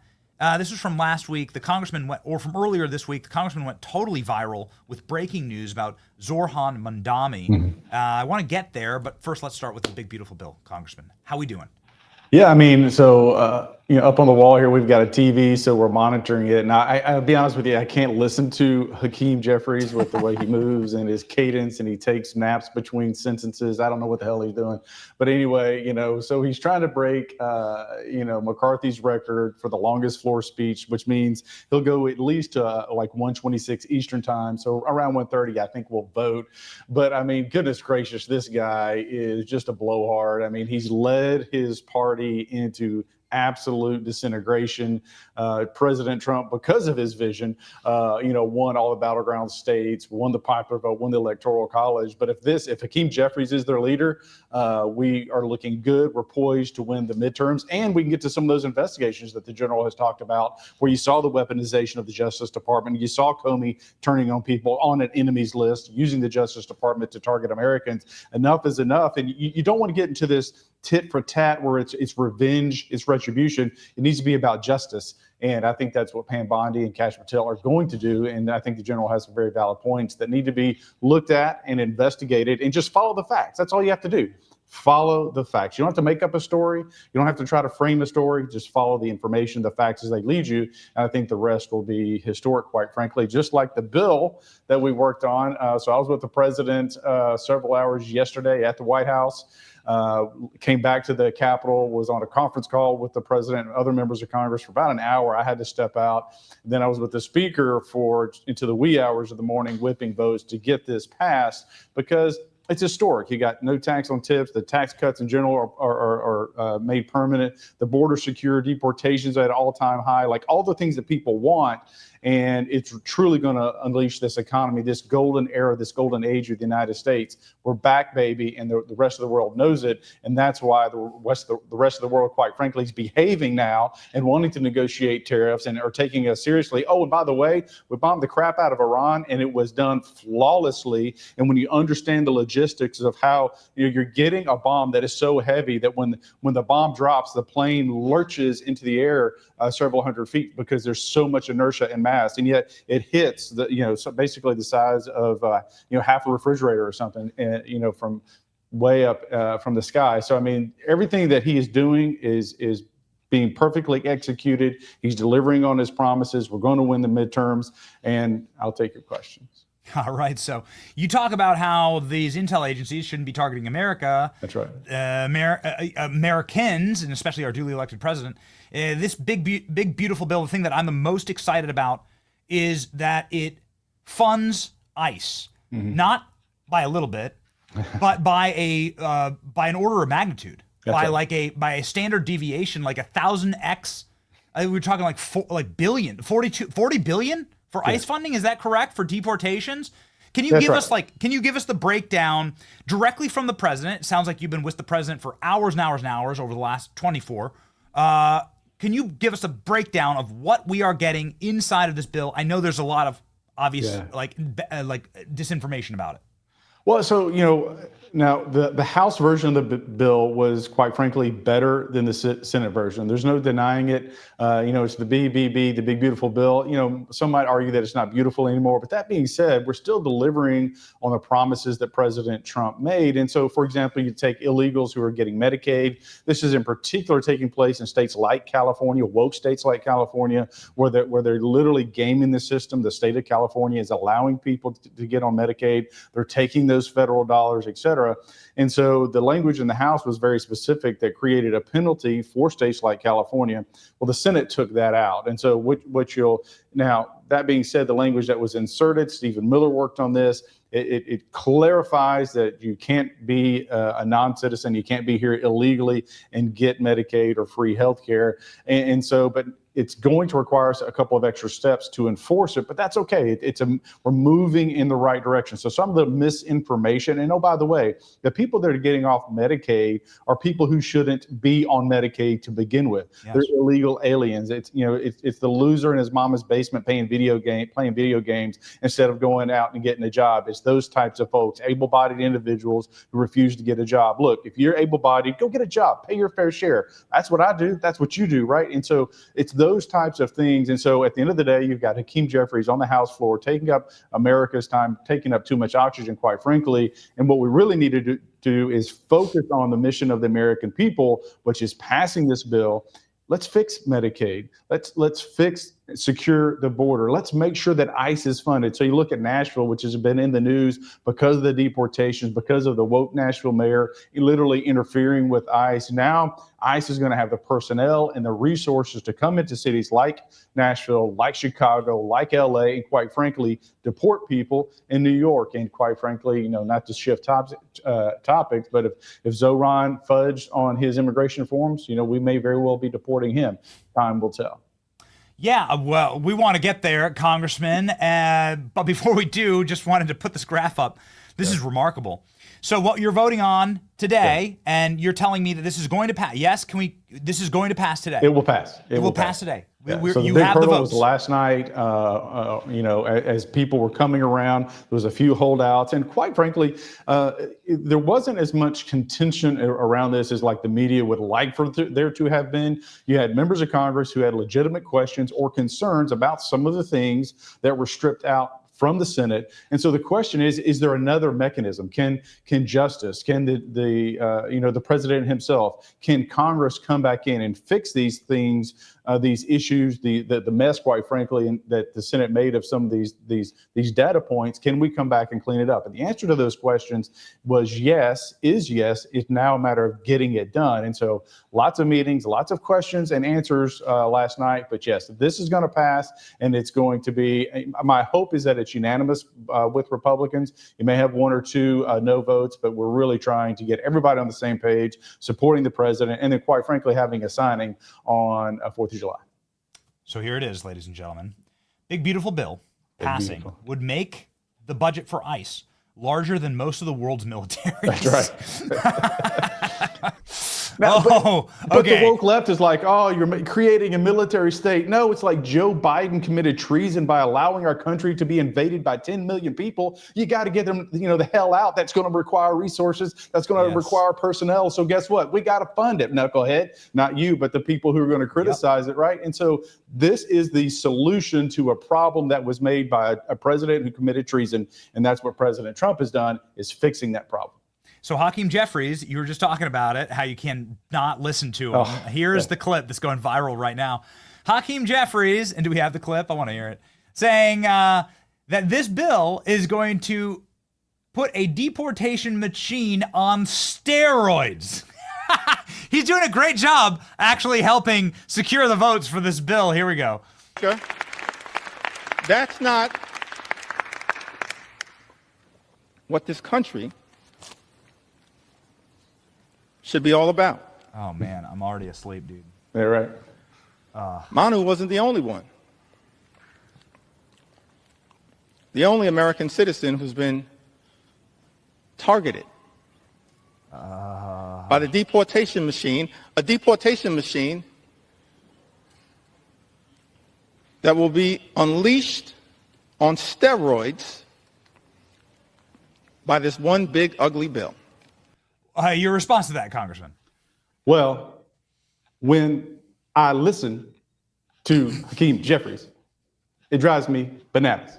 I mean, come on, just talk, man. I know he can talk. I've heard him on the House floor, but this whole fake thing that he does, and his hands, and he does this, like, all right, are you doing sign language? Are you rapping? Are you trying to talk to us? Like, pick a lane and just do it, right?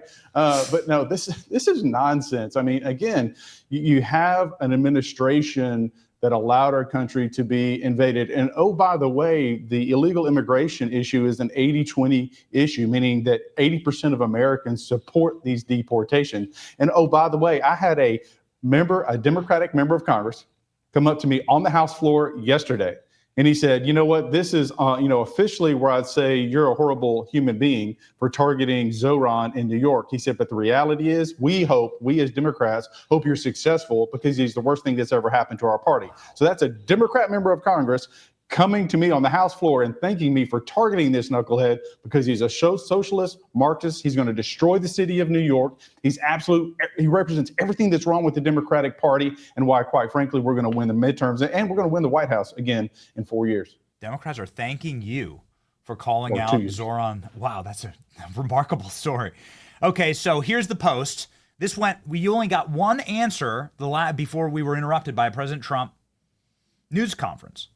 and you went nuclear. Almost 1 million views, 13,000 reposts, and 37,000 likes. And you inspired us to ask this question of President Trump. And I'd like to get you to respond to it, Congressman, please. This is us 2 days ago asking this question based on your information. Here we go.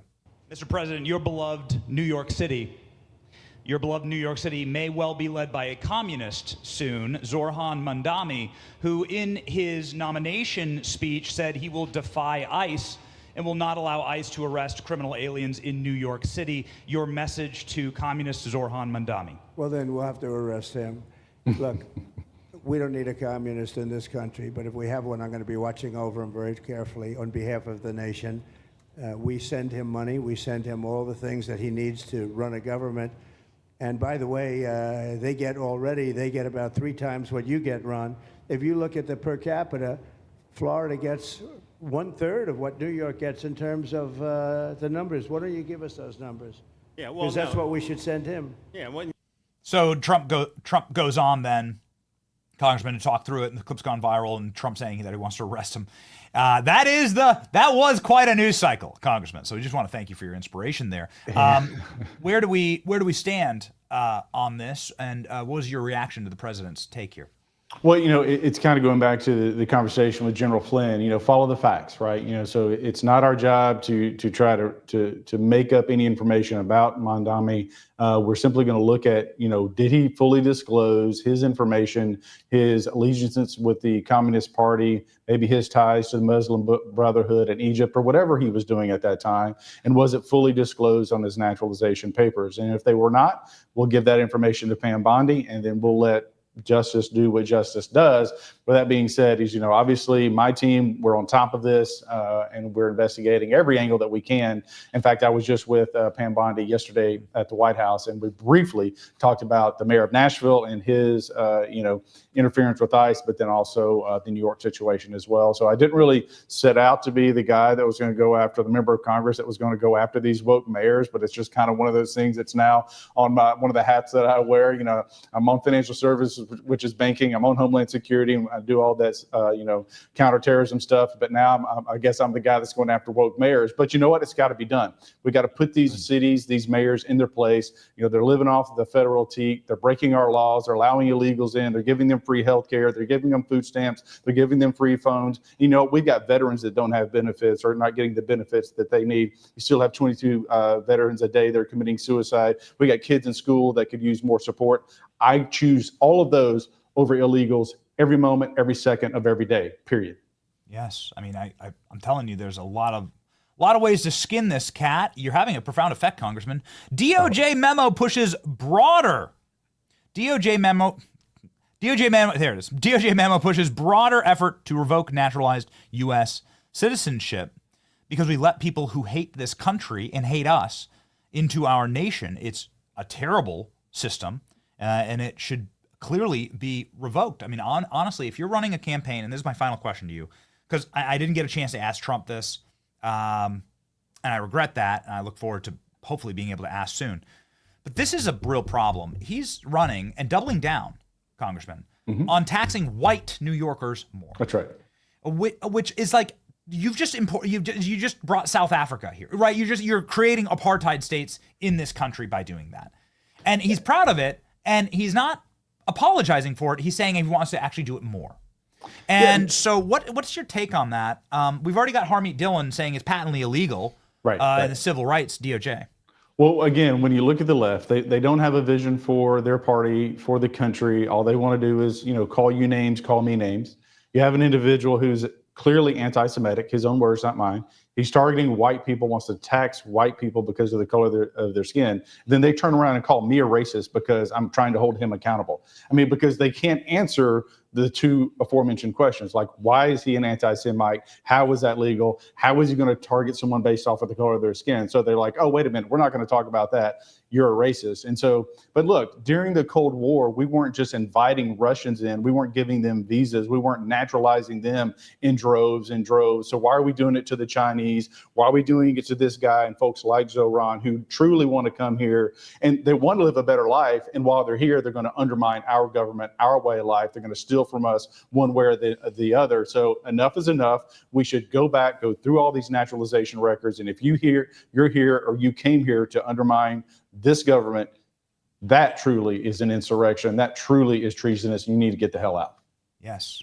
It's good. It's just so refreshing to have somebody just say it. It's just so refreshing to have somebody say it. I don't have a filter. It gets me in trouble. This used to be something that we all agreed on, but something's gone horribly wrong, and it's nice to see it. Nice to see us break that fever dream.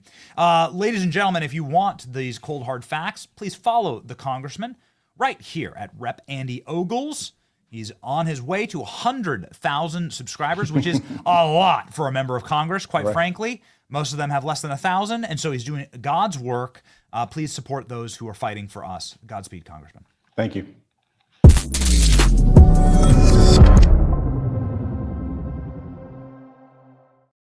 All right, ladies and gentlemen, lots of breaking news. It's looking like we're going to get that big, beautiful bill today. A man who has been fighting for that for quite a while from the great state of Florida. Someone I wasn't sure if I was going to run into him inside of Alligator Alcatraz. If you meet him in real life, you're like, man, you could be the warden of Alligator Alcatraz. We'll see what he thinks about it. His name is Greg Steube. He's a congressman from this fine state, and he joins us live now.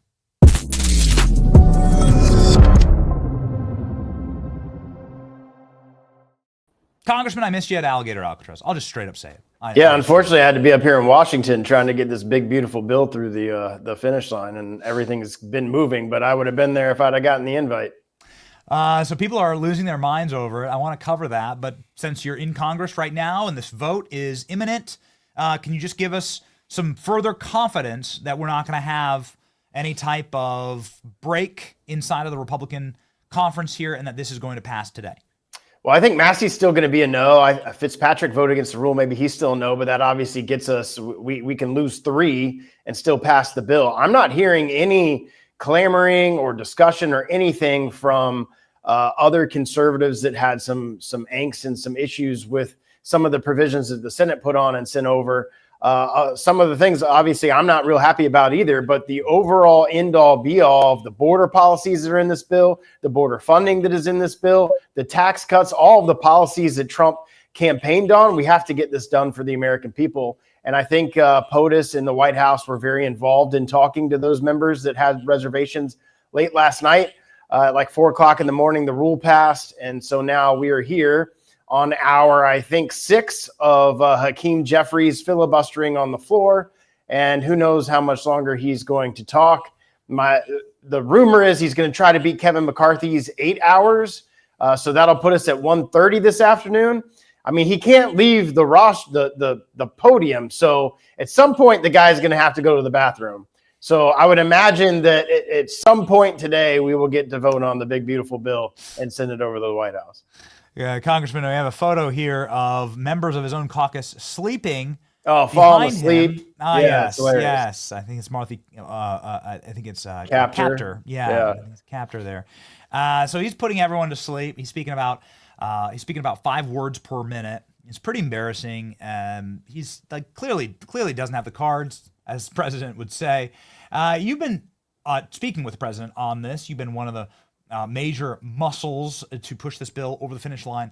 Can you give me the top down from the White House as to why the strength of this push and why the aggressiveness for this bill? Just really basic talkers as to what we get next when the president signs this. Yeah, first is border. I mean, everything that the president campaigned on securing the border, finishing the wall, money for more CBP officers, all the things that we need to do to make our nation safe because Joe Biden had an open border policy and let 12 million illegals into our country is in this bill. On top of that, from an economic standpoint, you have the permanency of his Tax Cuts and Jobs Act that we passed 5 years ago. If we do not pass this bill, then every American is going to see their taxes increase. 64% of Americans are going to see an overall tax increase. The average family of 4 is going to see an increase of $3,500. If you have a small business, you're going to see your 199A deduction taxes go up by 20%, which would have a huge negative impact on the American people. If we don't get this done, this will be the largest tax increase that ever happens to the American people because the Tax Cuts and Jobs Act from his first term will expire. So those are the two biggest things for me, is the taxes, and then obviously the border provision issues, to be able to deliver that to the American people. These are the things the president campaigned on. No tax on tips. We couldn't do no tax on Social Security. So what we did do is give those people on Social Security a $6,000 credit towards their taxes. So those on Social Security are going to be able to deduct that amount from their taxes. And people are going to see an immediate benefit from this. If you're on Social Security and this bill passes, next year, you're going to be seeing that your Social Security, you get to deduct $6,000 from your Social Security taxes. So there's going to be huge benefits for this, which is why we wanted to get it done so soon. So the economic impact of this going into next year, as we go into the midterm elections, all of the voters and Americans that voted for President Trump are going to see the huge impact of his positive policies on the economy and on the country. I know that you were at the RNC. I know that you were at the RNC convention, Congressman. I was standing there on the floor, and speech after speech, there were signs that were being held by those who were there to vote for President Trump that said mass deportations now. And balancing the deficit, balancing the budget, these are very important things, but that's not what the signs said. And that's not what the campaign was about. The campaign was about securing the American dream by not handing it over to 30 million criminal aliens and then handing Nancy Pelosi 30 extra seats in the House because they can rig the census every single year. And this is what Americans said. This is what they wanted. And now we have the numbers. Well, here's the signs. This is great. I have one of these signs. It's the only memento I have from the RNC convention. Your bill here, Congressman, is going to make ICE the 10th largest military in the world, which is really impressive. We're funding it on the level that Canada funds their military. And that means you're getting serious about mass deportations, yes? Yeah, and you're seeing that all across the country. You're seeing it with Alligator Alcatraz in Florida. You're seeing it with Republican governors that are stepping up and assisting the federal government and ICE and CBP to accomplish this mission. We have, it's like 400 known terrorists that were on the terrorist watch list that Joe Biden let into our country. Murderers, criminals, rapists, you name it. We can go through all the stories and spend hours talking about all these criminals that were allowed into our country to terrorize our citizens. And we have a president that is going to bring national security back and get these people the heck out of our country. So you need money to do that. You need the manpower to do that. CBP has been woefully underfunded as it relates to the enforcement arm because Joe Biden basically used them as processing people for paperwork to allow people to come in and do asylum claims. So you're going to see this big push. You can already feel it in the country that people feel more secure. They're doing these missions to get these people out of our country. And it's exactly what you said. It's exactly what Americans voted for, not just the popular vote, but the electoral vote that put Trump back in the White House. So ICE could deport all of Italy, according to this graph. ICE now has more funding than the entire Italian military. All right, got it. Switzerland, Brazil, Netherlands. ICE could really do a number. An incredible Republican talking point. Last question on the subject, Congressman. Amazing Republican talking point that I just heard from the floor. Remarkable stuff. I don't know if you wrote this talking point or not, or if you're giving notes on this. But a Republican, I never heard of him. His name's Hakeem Jeffries, saying that this will be deportation machine on steroids. An incredible talking point from the Republican side of the aisle. Well done, Congressman. Really, really motivating people to vote for this. Yeah, I appreciate him giving me that talking point. I might have to take that little clip and retweet it as you're welcome.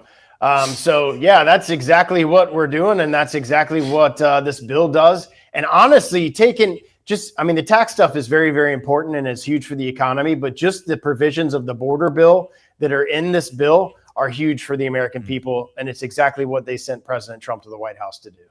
Can you give us a little bit of a preview of the runway to come? Like what's going to happen next? This bill, you said, is going to get signed. It's going to pass, and this will be then behind us. And then Congress has a little bit of a runway before you get into re-election season when all the gears just sort of grind to a halt. So then what happens next? Give us like an end of next 6 months, please, through Christmas and the end of the year. Congressman, what will you be working on? Yeah, so this is what in this bill is $1.6 trillion in spending cuts. This is our appropriation season. So before we leave for the August recess, appropriation committees are going to start putting out their appropriation products so that we can vote on the floor. Last week, we already voted on Milcon VA. I'm hearing that the NDAA, which funds our military, is coming next week. So we will try to get all these appropriations out and sanctify all of these spending cuts. I hope that we do more spending cuts in the House to put us on a path to a balanced budget in 10 years. I know there's a lot of people that share my concern on that. So you're going to see us move hard into appropriations as we move before we go to the August recess, because we want to try to get that done before the recess. Okay. Any other interesting investigations? I know you're on a number of critical committees. Anything that would be of interest in holding deep state accountability? There's the lead of the show here, Congressman. I know we're almost 3 hours into the show, but the lead of the show, of course, is this bombshell CIA report that proved that the CIA intel agencies, particularly Brennan, Clapper, and Comey, were actively guiding and breaking the law in order to get Trump internally in these intel agencies. Any type of accountability there? Yeah, you read my mind. That's actually where I was going to go. I'm in the Intelligence Committee, and we've already talked about what we can do from an oversight and investigation process on that, and working with the FBI director and the different intelligence agencies to bring some accountability here. CIA Director Ratcliffe, this is that first step in issuing this report of what was really going on. And now, even if they want to hide behind classifications, we can do that on the Intelligence Committee, because it's a classified environment, and bring these people in and start deposing them. Since the report, we have not had a meeting to discuss the details of this, but I 100% anticipate that we're going to move forward on this. I think we're also going to move forward on some of these leaks that we've seen as it relates to the DIA report on the Iranian targets and those type of operations that were leaked to I think it was the CNN. Suddenly it's on CNN, a top secret classified report from DIA to undermine and undercut this administration as to the lethality of the attacks in Iran and on those nuclear sites, to completely undermine the president. I've already asked the chairman to bring in the DIA head so we can put him under oath and ask him who generated this report, how this report got in the hands of a CNN analyst, where they are on their investigation. I do know that the FBI is actively investigating that, and those people are going to be held accountable. You still have a deep state here. Trump's done the best he can to get as many of these deep state actors out as he can, but you've got like 8 years of Obama and 4 years of Biden to get these people out of our government, and they are still using the intelligence apparatus to undermine President Trump, and we can't let that happen. Can we have your word, Congressman, certitude, because our audience is ravenous for this story. We read through the entire CIA top-line report this morning, spent the first hour on it. We have your word that the Intel Committee will subpoena Brennan, Clapper, and Comey to answer for this. You've got my word. I'm not the chairman, so I don't get to make that discussion, but I'm certainly going to have that conversation with Chairman Crawford that they absolutely should come in. And not just a hearing, because a hearing is just 5 minutes for each of the members. They need to be deposed under oath, prepared, maybe even bring in outside counsel that specialize in this type of criminal cross-examination, put them under oath and depose them and ask them these tough questions. I absolutely 100% support that. And I think it needs to happen. There's got to be accountability for all this stuff that happened under Trump's first term. Okay. And if you find that they're lying, as John Brennan has lied, egregiously he has lied, demonstrably he has lied to the Senate Intel Committee, will you be sending criminal prosecution suggestions to the DOJ? Absolutely. If there's evidence to support that, absolutely we will do that. Thank you, Congressman. Godspeed. Everybody follow the great Congressman Greg Steube right here. He's got 115,000 subscribers on X, making Florida proud. Godspeed, Congressman. Good to see you.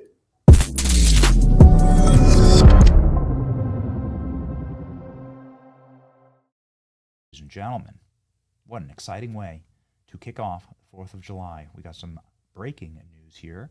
Laura Trump is officially considering running for Senate. Whoa. It's going to be a rowdy one. This is amazing. Ladies and gentlemen, our dear friend and friend of the program, so angry that this wasn't our exclusive. That's okay. That's okay. We're going to work on it. All right? We're going to work on it. She's a busy lady right now. President Trump said that Laura Trump is his first choice for who should take the seat of disgraced Tom Tillis who is not going to be running for re-election in North Carolina. Laura Trump asked about this. This is her first time on the record being asked. What does she say? She says, yeah, let's talk about it. Here we go. Come 2026, there could be a new person in his spot. I mean, there will be. Hopefully, an America First, MAGA patriot who wants to do the right things for the people of North Carolina and the entire country.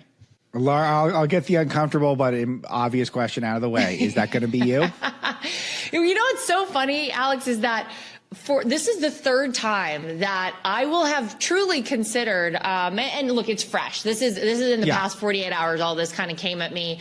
I will say I've fielded quite a few calls from a lot of people. Some of those calls have come from the White House. But this is the third time that I've really considered this. And, you know, at a certain point, you look at these things and you kind of say to yourself, all right, well, if this keeps coming up, maybe there's something to it. And I've definitely seen the way that one person can impact so many. And I've seen that through, of course, my father-in-law as our president. And so I do think that it's something that's in my future. Is it in 2026? Maybe. You know, there's a lot that has to happen in order for me to say, yes, I definitely would like to seek out this Senate seat in North Carolina. But I certainly have considered it. I considered it in 22 during those midterms. Ted Budd ultimately, of course, won that seat. Then I also considered it with Marco Rubio when he vacated his seat to become our Secretary of State. So I'm a big fat maybe. I'm not going to give you a lot of info on this one because it's all kind of fresh. So we'll see what happens. It's fresh, but you do see yourself as a senator in the future. All right. You know, it's like the political answer that you got to give, but rock and roll. Laura Trump, who announced that she was open to becoming the next senator from the state of Florida. That wasn't in the cards. That's fine by me. Okay, whatever. But North Carolina is her home state. Raised there. Her parents still live there. Her family lives there. We were with Laura Trump in North Carolina, and it was awesome. I mean, she's just beloved there. She's a North Carolina gal, as they say. And so this just seems like it would be a lock. Speaking of being locked in, I want to wash you with, they say that the vote's going to be maybe 2 o'clock, 3 o'clock. We can't stay live for all of that. It would have been fun to have seen the passage on the show. Whatever. I think we have 2 members of Congress that say it's going to pass. So I have good news to send you into this glorious 4th of July weekend with. Act Blue. It's official. They're done. And it's just going to destroy. There are so many levers that we are now like gripping the bark off of the Democratic Party. It is collapsing. The collapse is officially here. Not only are we ridding them of their voter base, meaning the criminal aliens that they imported here in order to rig the census. And you, of course, understand how that works. They count the persons in the districts, not the citizens. It's a sad reality. We need to change the Constitution, by the way, in order to say citizens in each district, not persons in each district. That is the allocation. Because of so many criminal aliens being in this country, that means that there are extra seats, about 20 extra seats for Democrats. Democrats are in a permanent minority if we are able to rid our country of the criminal aliens and to rid those districts, of course, of the criminality in the districts. It will make a good thing for them. We'll be doing them a favor. And of course, we'll be deleting 20 votes for Democrats in the House. But the easiest way, actually, to destroy the party is to destroy their funding apparatus. If you destroy USAID, which was done this week, we were only able to touch on it ever so lightly because there was so much breaking news this week. USAID was killed dead this week. That's the fundraising apparatus for the Democrat Party. That money that was spent on USAID was laundered through Act Blue, and now Act Blue is about to be destroyed as well. Whoo, baby. Let's read the top line here from our friends at Revolver. The walls are finally closing in on the left's dirtiest operation. It's about time. Act Blue, the Democrat Party's prized fundraising platform, is now officially facing serious heat. After years of allegations of shady donations, money laundering, and foreign interference, top executives have now been subpoenaed by Congress, and there's nowhere left to run. It appears that massive amounts of taxpayer money has been funneled through USAID and Democrat-aligned non-government organizations. The money is missing. The allegations are that Biden's Treasury Department was trying to cover it all up. It's a really scary notion. The artery of the Democrat fundraising machine is now being investigated as a criminal enterprise. with foreign money, stolen identities, and election interference all swirling around it. And just like that, once again, the conspiracy theories in the media are mocking it. There's now blowing up on X, where it's being laid out in brutal detail. Act Blue must face Congress after massive fraud and foreign election funding DOJ probe. Act Blue officials have been subpoenaed and are now legally obligated to testify before Congress. Enormous fraud regarding their fundraising platform, the Democrat Party. They are alleged to have been laundering money through Act Blue for years as unaware Americans' personal information in an attempt to cover up illegal donations, especially from foreign nations. Are you one of those people? Go check. Go check the Act Blue database for donations that they're federally required to house and make searchable. You can go find, and I have dozens of people in this program, in this show, and in this audience who have found their names donating $10, $20, $15 to left-wingers in states 1,000 miles away from where they live. They, of course, didn't donate. What you're looking at here is probably not only a federal lawsuit, but the largest class action lawsuit in human history. Because every person who had their identity stolen and then laundered through Act Blue can sue. And millions of them should sue. Many of them are of the right, yet their names and identities are being tied to donations to the left. That could destroy your career. That, again, is like a violation of our sovereign rights in this nation to speak our voice and not have it stolen from us. And this is exactly what Act Blue is doing. By channeling your name and identity into funding a left-winger, a good example is our friend Matt Stoll, who's a great reporter, very accurate, very good in his reporting from North Carolina. He's somebody who certainly is not of the left, and he was able to find his name and identity tied directly to his address, funding left-wingers in a Kansas election. Dozens of them. It's just one example. He has the screenshots and all of the data and evidence to prove it. This is Act Blue fraud. Where's the money come from? Probably USAID. Here's the proof. You can see it. Probably USAID. But any of these other shady federal funding apparatus. And it's very simple. Here's $50 billion to build schools in Kenya, right? None of the money builds a school in Kenya. The executives at that NGO pay themselves $500 million a year for their tough work in Washington. They keep half the money, and then they donate half the money. They launder it.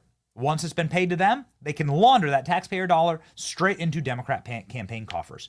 And it's a self-licking ice cream cone. Then Democrats vote for more money for USAID, knowing that all that money is going to flow back into their coffers. Now, of course, you can't donate $100 million to somebody running for office. You can do it through a super PAC, I suppose. But even that is regulated. But the way that you donate hundreds of millions of dollars to the left is to money launder it by little donations, algorithmically, like little plunk, plunk, plunk, by pennies here and pennies there.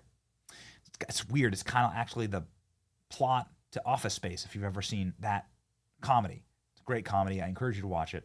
In Office Space, they think they're going to steal pennies every couple of days in an algorithm from the company, and eventually they'll make themselves a lot of money. It's the same concept. Anyway, it doesn't work out for them, and it ain't going to work out for Act Blue. Pam Bondi has also been ordered by President Trump to investigate Act Blue. One person summoned is the current senior workflow specialist, and another is the former vice president of customer service. Are you starting to understand how these illegal operations steal and launder your taxpayer dollars and hide the money, and why USAID and all these front companies were so important? And it's all being used to undermine American citizens, their interests, and the United States, steal elections in general, and enrich themselves. It's not politics, it's a literal criminal enterprise, and it's being disguised as a government organization. Here's John Solomon explaining what's about to happen to Act Blue. They're already in total chaos. The leadership is resigning en masse. The lawyers are resigning en masse. People are being locked out of their emails. The unions that they're working with are revolting. It's a nightmare. Here it is. Yeah, listen, there's clearly some concern among their lawyers that now that the Justice Department is looking at the possibility of criminality here, that going before Congress could increase their risk. And I think that that executive order that President Trump issued back in April was a very consequential moment. Donald Trump is taking this seriously. He told his Justice Department and FBI, you take this seriously because foreign money coming into our elections is a foreign interference in our elections. And so Act Blue, I think, was going to come in and we'll do our show and get out of here. And then they realized, hey, we may have some criminal liability. Now, what's being looked at? What makes Act Blue? What makes Congress concerned? We now know from the great work that Jim Jordan, James Comer, and Brian Stile did, the three chairmen that have sort of created a super investigation in Congress, that Act Blue had reduced its security provisions. So we all live in an era of higher cyber criminals, right? We're more trying to protect ourselves more every day. We have double authentication. We use the CVV number on the back of our credit card. Well, Act Blue was doing the opposite during the 2024 election. They were not requiring the CVV number. They actually dropped some of the other security provisions they had. And then all of a sudden, to the surprise of no one who would understand the system, there were fraudulent monies moving through, according to Congress. This is what Congress has now said in its first official report on this.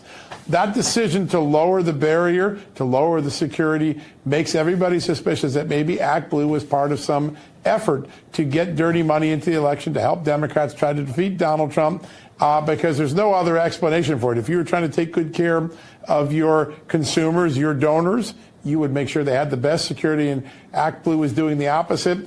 So I think now the possibility that criminal or civil liability could be attached to this from the Trump Justice Department has made all of these Act Blue folks a lot more nervous, a lot quicker.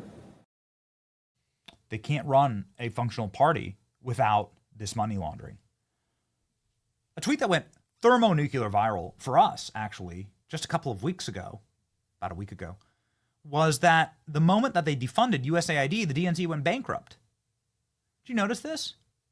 The moment that they got rid of USAID funding, the DNC is totally and completely broke. And now they're begging on their hands and knees for donations. The DNC has no more money. Flat broke, and they're looking at potentially having to take out massive loans in order to just keep operating. Trump is killing this fraudulence in the cradle. Now, Jim Jordan in the House Judiciary is announcing subpoenas. Here it is. DNC in chaos, out of cash. Wow, would you look at that? That's strange. Shouldn't the DNC be raising a lot of money because Trump and, you have something to fight against now and you're in the minority? Nope. All the money's gone. Now they're sounding alarms, and they're begging now for cash on their knees, having to take out loans. Don't worry, these people will fix the national deficit.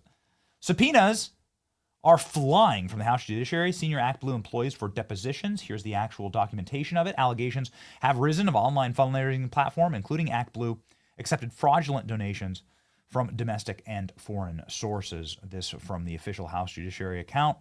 Ladies and gentlemen, it is cooking. And you don't have to look at the actual government documentation to see exactly what a nightmare this is going to be. This is something that you can capture on camera. And our friends James O'Keefe has actually captured it on camera. James O'Keefe has gone up to these homes of these donors, see it here, and just asked, it's just very simple. This is the simplest investigation. Did you actually donate to all these left-wingers? One individual in Virginia donated close to $1 million to Democrats. Okay, some people do donate $1 million to Democrats. Got it. You got to have your head checked, but whatever. This lady who donated millions to Democrats lives on federal assistance, lives in rent-controlled housing in an apartment that's about $1,000 a month. She lives in the slums, and she's donating millions to Democrats. No, I don't think so. It's the most obvious investigation ever. And it's just been time and time and time again captured on camera. These people have no idea where the hell the donations come from. What I find particularly encouraging about all this was that in a clip that went viral last year, Marco Rubio, who just shut down USAID when he was still a senator, Marco Rubio went in hard explaining how the fraud happens with Act Blue. He's been read in on this. He's known about it, and now he's killing it. Let's go. The back of everyone's credit card, we get asked for it all the time. There's this code called the CVV code, and it allows you to track that account. Back of everyone's credit card, we get asked for it all the time. There's this code called the CVV code, and it allows you to track that account and where it's located. You can donate money, thousands of dollars to Act Blue without your CVV code on it. And so I want to pass a law that requires that all these online donations using credit cards require a CVV, so we can make sure that that person is actually in the United States and eligible to contribute. Otherwise, you could have some credit card in China basically putting millions of dollars in small dollar donations into political campaigns in America. Act Blue has become a money laundering operation, and because they don't take the CVV. It's a deliberate strategy on their part. We should have a law that closes that. I've been trying to get it passed, and as you can imagine, the reason the Democrats oppose it is because Act Blue opposes it. Because if they had to put CVVs, they had to use that code from their credit card, their donations would go. I think you're onto something, Senator. So, ladies and gentlemen, how do you know that they're panicking? Well, because they're on TV doing it. Would they be reacting like this? This is the way that people react when they're serial killers and they have a bunch of bodies in their backyard and police show up with a shovel, right, in a crime scene unit saying, "We're going to need to, here's a warrant. We're going to need access to start digging in your backyard." This is the way that they respond, all right? This is not the behavior of an innocent person. This is the behavior of guilty people that know the jig is up. Here we go. We just got word from Act Blue, the fundraising platform that's been very effective in supporting the Democratic Party. Remember I said at the beginning that sound that you're hearing is the sounds of pens scratching on checks? Quote, small dollar donors raise over $27.5 million on Act Blue in the first 5 hours of Vice President Kamala Harris's presidential campaign. $27.5 million just on Act Blue, just in the first 5 hours. Act Blue says, quote, grassroots supporters are energized and excited to support her as the Democratic nominee. Ladies and gentlemen, put it together. You can put it together. There's the documents. There's the subpoenas. Ooh, we're cooking. We're cooking. Okay, well, they're doomed, frankly. Democrats are doomed with the big, beautiful bill passing and mass deportations ahead of us, funding of ICE larger than most militaries on earth, and then the destruction of their money laundering operations. Democrats, who are part of a criminal enterprise, they got nothing, man. They're cooked. It's going to be an exciting next couple of years. Let's go. This is what we mean when we say the golden era. Not messing around this time. We're not messing around, ladies and gentlemen. We are ready for the 4th of July. We're very, very excited. I'm going to be spending my 4th of July at a Trump property. In fact, I'll be taking my kids to Trump Doral. We're going to go there, and we're going to they've never seen it. They got a pool. We're going to go hang out at a Trump property. That's what we thought would be a nice 4th of July, right? Nice patriotic 4th of July activity. We've been to the Trump Doral, and we love the Trump family, and we like supporting their properties. If you're around a Trump property, and by the way, I'm of course not paid to say this at all, but I'm telling you, Trump is such a good manager of hotels. And it's just a extreme talent of his to create a customer service experience that's just lovely. And I cannot encourage you enough. Stay at a Trump property, man. I'm telling you, I've stayed at a number of them. Stay at a Trump property. Treat yourself. Most of the time, it's not more expensive than any other nice hotel around. And go book yourself at any of the Trump. They're expanding, and they're around there a lot. And if you got kids, go to one of those properties that are like good for kids. And this one is. It's great. So we'll give you updates from that on Monday when we're back. We got some other big releases that we will be dropping from this week, including our Alligator Alcatraz mini doc that will be up today. The first news team to take you inside of Alligator Alcatraz exclusively. We got so much great behind-the-scenes footage, never before seen. You're going to love it. Ladies and gentlemen, also, I went to Special Forces training a couple weeks ago, and we're probably going to be dropping that this weekend, too. We got Special Forces training at Fort Bragg. We figure that's 4th of July weekend is probably the best time to drop that. And so now is the best time to drop our love for you and our appreciation for you and this nation. Is the finest nation on earth because, well, God shed his grace on thee, as the old song goes. And so our verse of the day, ladies and gentlemen, perfect for this moment, from 1 Peter 2:16. Live as people who are free, not using your freedoms as a cover-up for evil, but living as servants of God. Use your freedom to do good. Freedom doesn't just mean that you get to run around and do whatever you want, do anything you want. I mean, that's debaucherous Sodom and Gomorrah stuff. No, freedom means the freedom to do good for others, the freedom to produce and create, the freedom to create order and goodness, and a great place to live and a future for your children. The freedom to do that. Most people don't have that. Most people don't have the freedom to actually build a society that you'd want to live in. We do. It's a responsibility. It's an obligation. We take it very seriously on this program, and it's a responsibility given to us, firstly, by God, of course, but then crystallized in our founding documents by our founding fathers. In this, the greatest nation on earth, of which God has shed his grace on thee. Have a beautiful 4th of July weekend. It's your boy, Benny, and remember this. In the end, we win. See ya.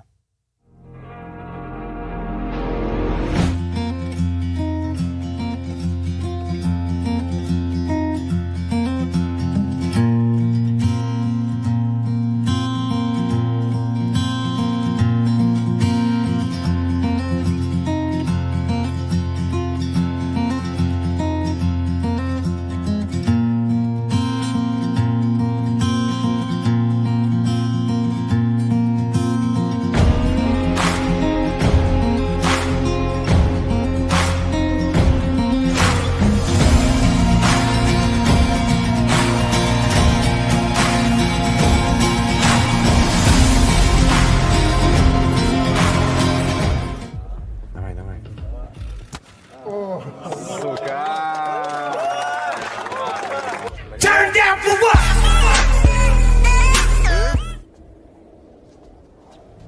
This has been a secret project we've been working on for a long time.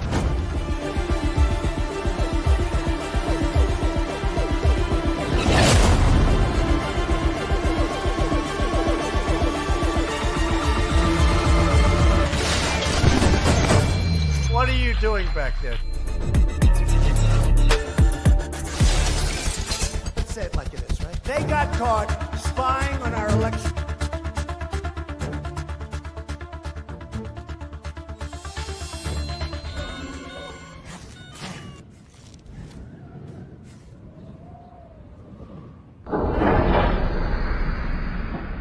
Hey, wash the windows. Where the truth gon' be, faith and freedom on your TV screen. Stand up strong, battle through the night. The Benny Show's here, bringing liberty to light. From the speeches to debates, Benny sharp like a blade, cutting through the lies, watch the truth cascade. With the warrior's heart, this man never fades. You know it's prime time when Benny invades. From saving the nation to stories untold, the Benny Show's a storm, see the truth unfold. Stay in the loop, let freedom take hold. Salting all the libs, soul never sold. It's the Benny Show, where the truth gon' be, faith and freedom on your TV screen. Stand up strong, battle through the night. The Benny Show's here, bringing liberty to light. Liberty to light, bringing liberty to light.